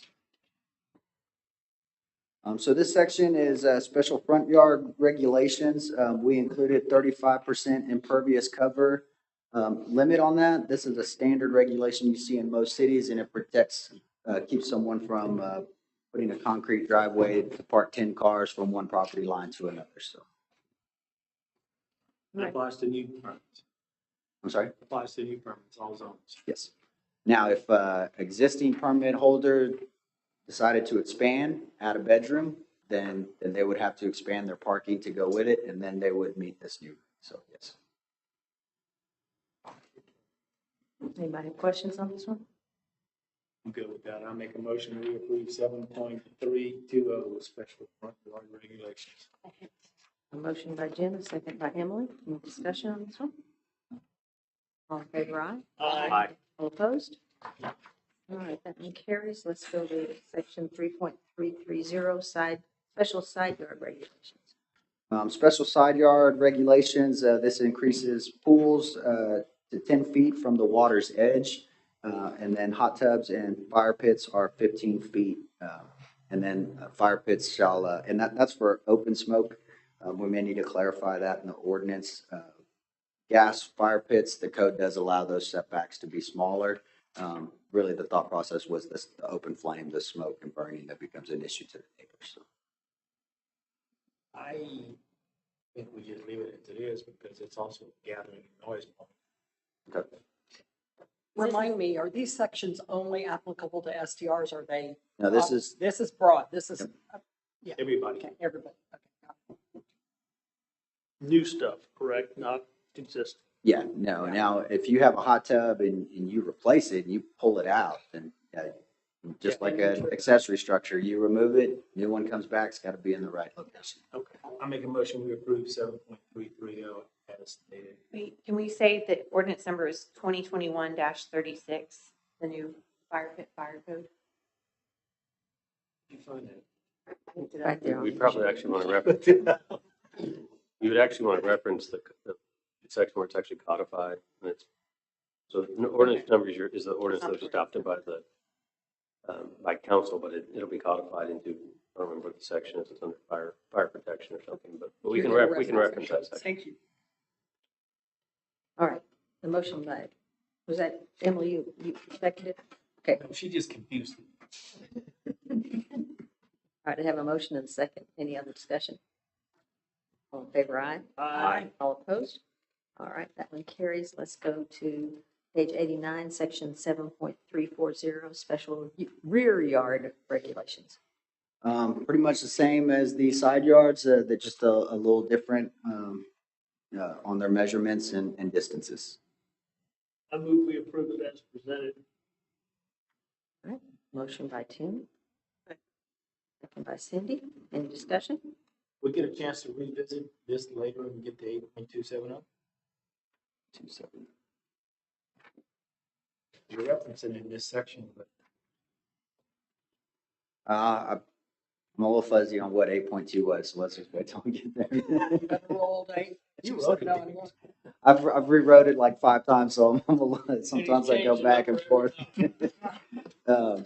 I've also read 300 other city codes dealing with short-term rentals, so I got some of that floating in my brain too. All right, let's, second. All right, motion, no, I have a motion by Tim and a second by Cindy. Any other discussion?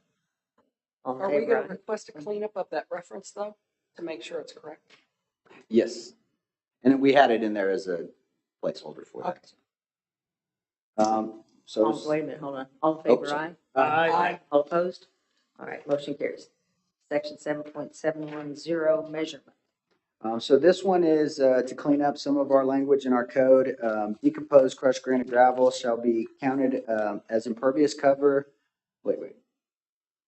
Shall be counted as impervious cover when utilized for parking areas and paths from ADA parking and spaces of the entrance of the building. So if you're using it as a parking area, it is impervious. We are not going to count that water filtration. Some of it does go in, but the rate and the return is very low. And for all intents and purposes, they are not pervious. They are impervious. So the only time we would say these crushed granite gravel would be considered pervious to not count towards your cap would be just sitting areas, around Part of fire landscape, pit, part of your landscape. part of your landscape. Yeah, but where they compact it for ADAs, firm and stable, and driveways, that will be considered impervious cover. I make a motion, we approve 7.710. Second. Motion by Jim, second by Jeff. Any discussion? All in favor, aye? Aye. All opposed? All right. Section 7.820, basic regulations, vehicle parking, loading and unloading. So if you look on page 91, there was one change here. We deleted this section and replaced it with another. Basically, we're going to require medium and high rated structures within the historic district. The parking requirements may be reduced by HRB. It'll be kind of a case by case. If you read the original section we're deleting, it says there shall be no off-street parking requirement for any use occupying a historic structure as defined and listed in our historic survey. So basically, everything in the historic district, if you demoed and built new, you wouldn't have to do any parking. So, or not demoed, but if you were changing the use, you wouldn't require that. So again, we don't want to trigger where people are trying to demo buildings to get the parking they need. But we want to make sure that we have the language that parking. So that was that change. And then, that's it on that section. Any questions? I make a motion, we approve 7.820 as stated. Motion by Jim, do I have a second? Second by Emily. Any other discussion? All in favor, aye? Aye. All opposed? All right, that motion carries. 7.825, special provisions applicable to Central Fredericksburg. Just change the reference B&B to short-term rental. All right, questions? Make a motion, we approve 7.825 as stated. Motion by Jim, do I have a second? Second. I'm saying not everybody at one time. Yeah, motion Emily? failed. Any discussion? Second. All in favor, aye? Aye. All opposed? That one carries. Let's go to section 7.860, design standards. So in single-family residential, this is where we're adding the parking spaces. Some of this has to do with just a regular development pattern. So for any R1, not just talking short-term rental, 2 spaces per dwelling unit. That is only if there's a minimum of 40 feet pavement right away on the street. So our subdivision ordinance calls out minimum pavement widths. If we go down to 36, then we have to no park one side of the street. And so this is to keep issues where, from a subdivision standpoint, they're not providing their 2 on the space, and they don't have any guest parking because they want to use the street, but the street's not wide enough to allow it. So this kind of covers a little loophole. So we put that language in other ones. We also allowed a short-term rental unoccupied and accessory. That one is 1 parking space per bedroom. We would give credit for off-street parking. So that's something new. So you could park in front of your home, provided you had 22 feet of car length. That now you can't park in front of the driveway, doesn't count. Curbs, corner don't count. Intersections, life safety kind of stuff. And then corner lots would only get the front, so they wouldn't get to cram, side streets. So we think, this does 2 things. When you couple it with the requirement for the advertising and the manager trying to manage that, it will, and you work it with the others, we won't get full parking lots. The neighborhood will still look like a neighborhood. It'll keep folks from kind of doing real weird development standards just to meet 1 parking space. So we think there's some benefit for that. Short-term rental accessory structures, same thing. Parking per the unit that you're renting. Short-term B&B, 1 for each bedroom that you're renting. And then short-term rental condos, that's going to be 60% of the permitted occupancy. We wanted to match apartment type parking, but they function very different. And so the vacancy of the apartment builds in your overflow. So we had to adjust that a little bit. So if you're sleeping 10, or if you're sleeping 100 people on that, you're going to have to park 60. So hopefully that works out. And then short-term rental facility, the same thing, 60% of the permitted occupancy. We do allow tandem parking. The code says it's prohibited, but if it's a single family home and they're designed that way, we would allow it, but we would not allow it on a facility where someone blocks someone else in. So, I believe those were the only changes made to that parking section. So I'll be glad to answer any questions if you have any specific to that. Questions or comments? I'm gonna make a motion, 7.860, we approve as stated. I have a motion by Jim, second by Emily. Any discussion? All in favor, aye? Aye. All opposed? Motion carries. So that covers all the tables. Then we just go to 7.940, screening requirements and standards. So you'll see here, this is where we've been seeing a lot of requests for fences, and it's usually, from what we understand, is due to either some type of hot tub or something. They're trying to get privacy. Obviously, if you want privacy on your own, you'll build your own fence. But if you're doing it because of an issue next door, just like with multifamily, we wanted to make sure that the developer was putting that financial cost on themselves and not their neighbors. So we added this in here, but we did say we required the screening, but we did say the Historic Review Board may waive that screening requirement. So it'll kind of depend on what they're doing. Fences are a little kind of iffy when it comes to HRB. So if you have some questions, Anna could probably expand on that a little better than I can, but that was the thought process behind it.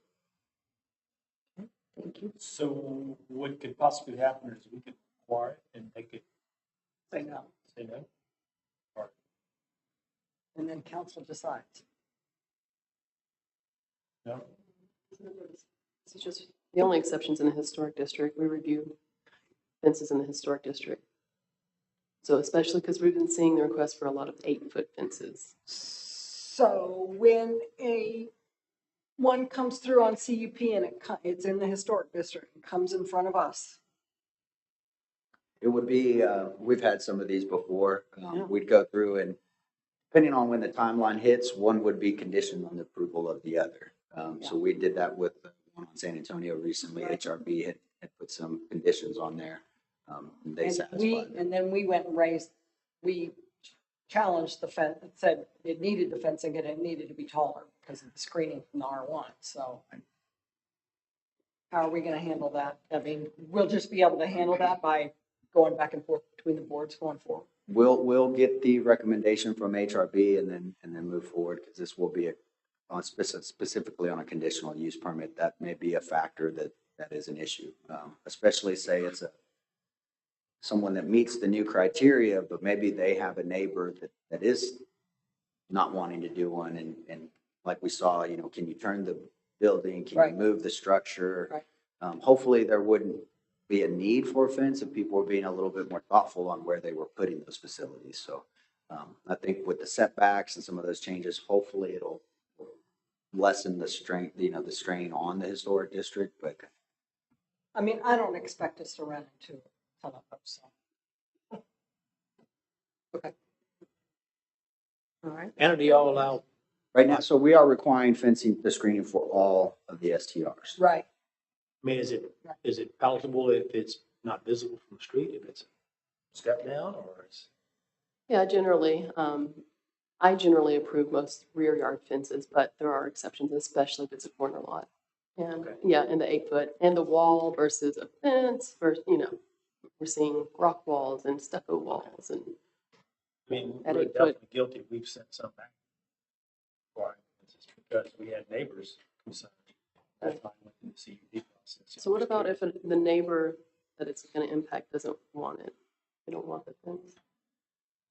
Well, then the Well, CUP then the process. question becomes, do they want the fence or do they want the nuisance? Well, in that instance, I mean, even if it wasn't required and the neighbor doesn't want a fence, it's still their right to construct one. Yeah. Fences are a little different. I mean, there are reasons to fence without privacy. I mean, it can be security, either protection of yourself or protection from the outside. We are a rural community. You live on the corner, you may get animals you don't want in your backyard. So, Well, it's also a premise liability issue. You have a pool. well, if you have a pool, you have to have one legally. No, that if we need to tweak that language, but we've seen the instance where a lot of citizens were paying a not insignificant cost to just try and help with some noise issues, and we didn't want that going on. No, I don't have, I was just trying to think through those couple scenarios that we've seen not too long ago where Historic Review Board gave one recommendation and then when it came to us, we changed the recommendation because of the effects on the R1s around it. I just wanted to make sure, as long as y'all are comfortable that we can work through those things, I'm fine. I think Tammy had one of those, didn't if Yeah, it was one of Tammy's. if the request from HRB is 6, not 8, and we're asking for 8, I would say probably go with HRB because that 2 feet's not a lot. I mean, could depend on topo, but Just as long as we can work it out. I think we can. Can y'all check to be sure that adjacent is defined? I know it's not in this, but this is a citywide section. Yes, I'll look at that. Because is it across the street? Is it Yes, it should be a budding. budding? Should be a budding. Is that like, what about across the street? Like if you have an R5 across the street, does that count as a budding? Screening isn't required when it's separated by right of way right now, so that would solve that issue. Budding is defined as sharing a common lot line. Okay, so are you going to change the word adjacent to abutting? Okay, so do we need to put that in our motion? Honestly, that needs to be done throughout. That needs to be like a blanket recommendation. So adjacent's in here a handful of times, needs to be changed to abutting, in my opinion. Make 2 motions, and I make a motion, we approve 7.940 and change adjacent to abutting. And I make another motion that all the adjacents get changed to abutting. Second. Motion by Jim and All. second by Tim. Any other discussion? All in favor, aye? Aye. All opposed? Go to page 107, section 8.220, accessory uses, residential use types. So this section, we basically took out the bed and breakfast and the exceptions because these new definitions for short-term rentals create new definitions for each type of use, and they didn't really belong in the home occupation section, so that's why we pulled those out. I was wondering. Okay. Any questions on this one?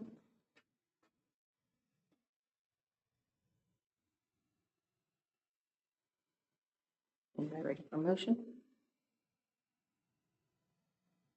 I make a motion, we approve 8.220. Second.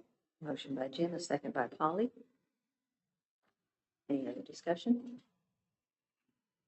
All in favor, aye. Aye. All opposed?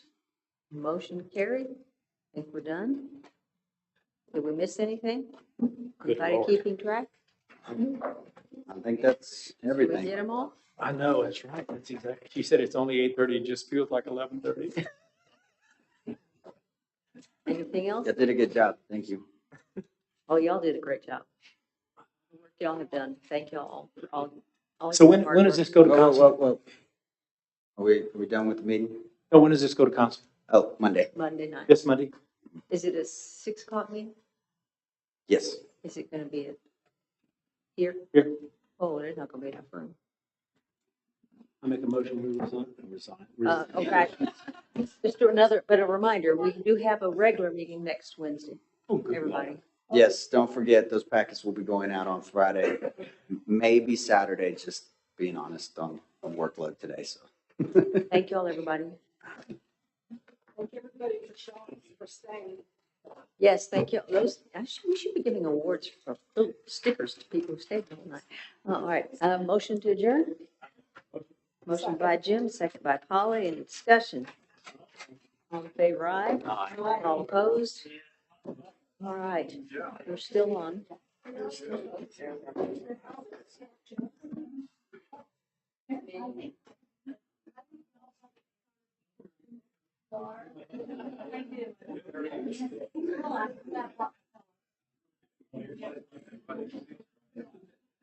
true.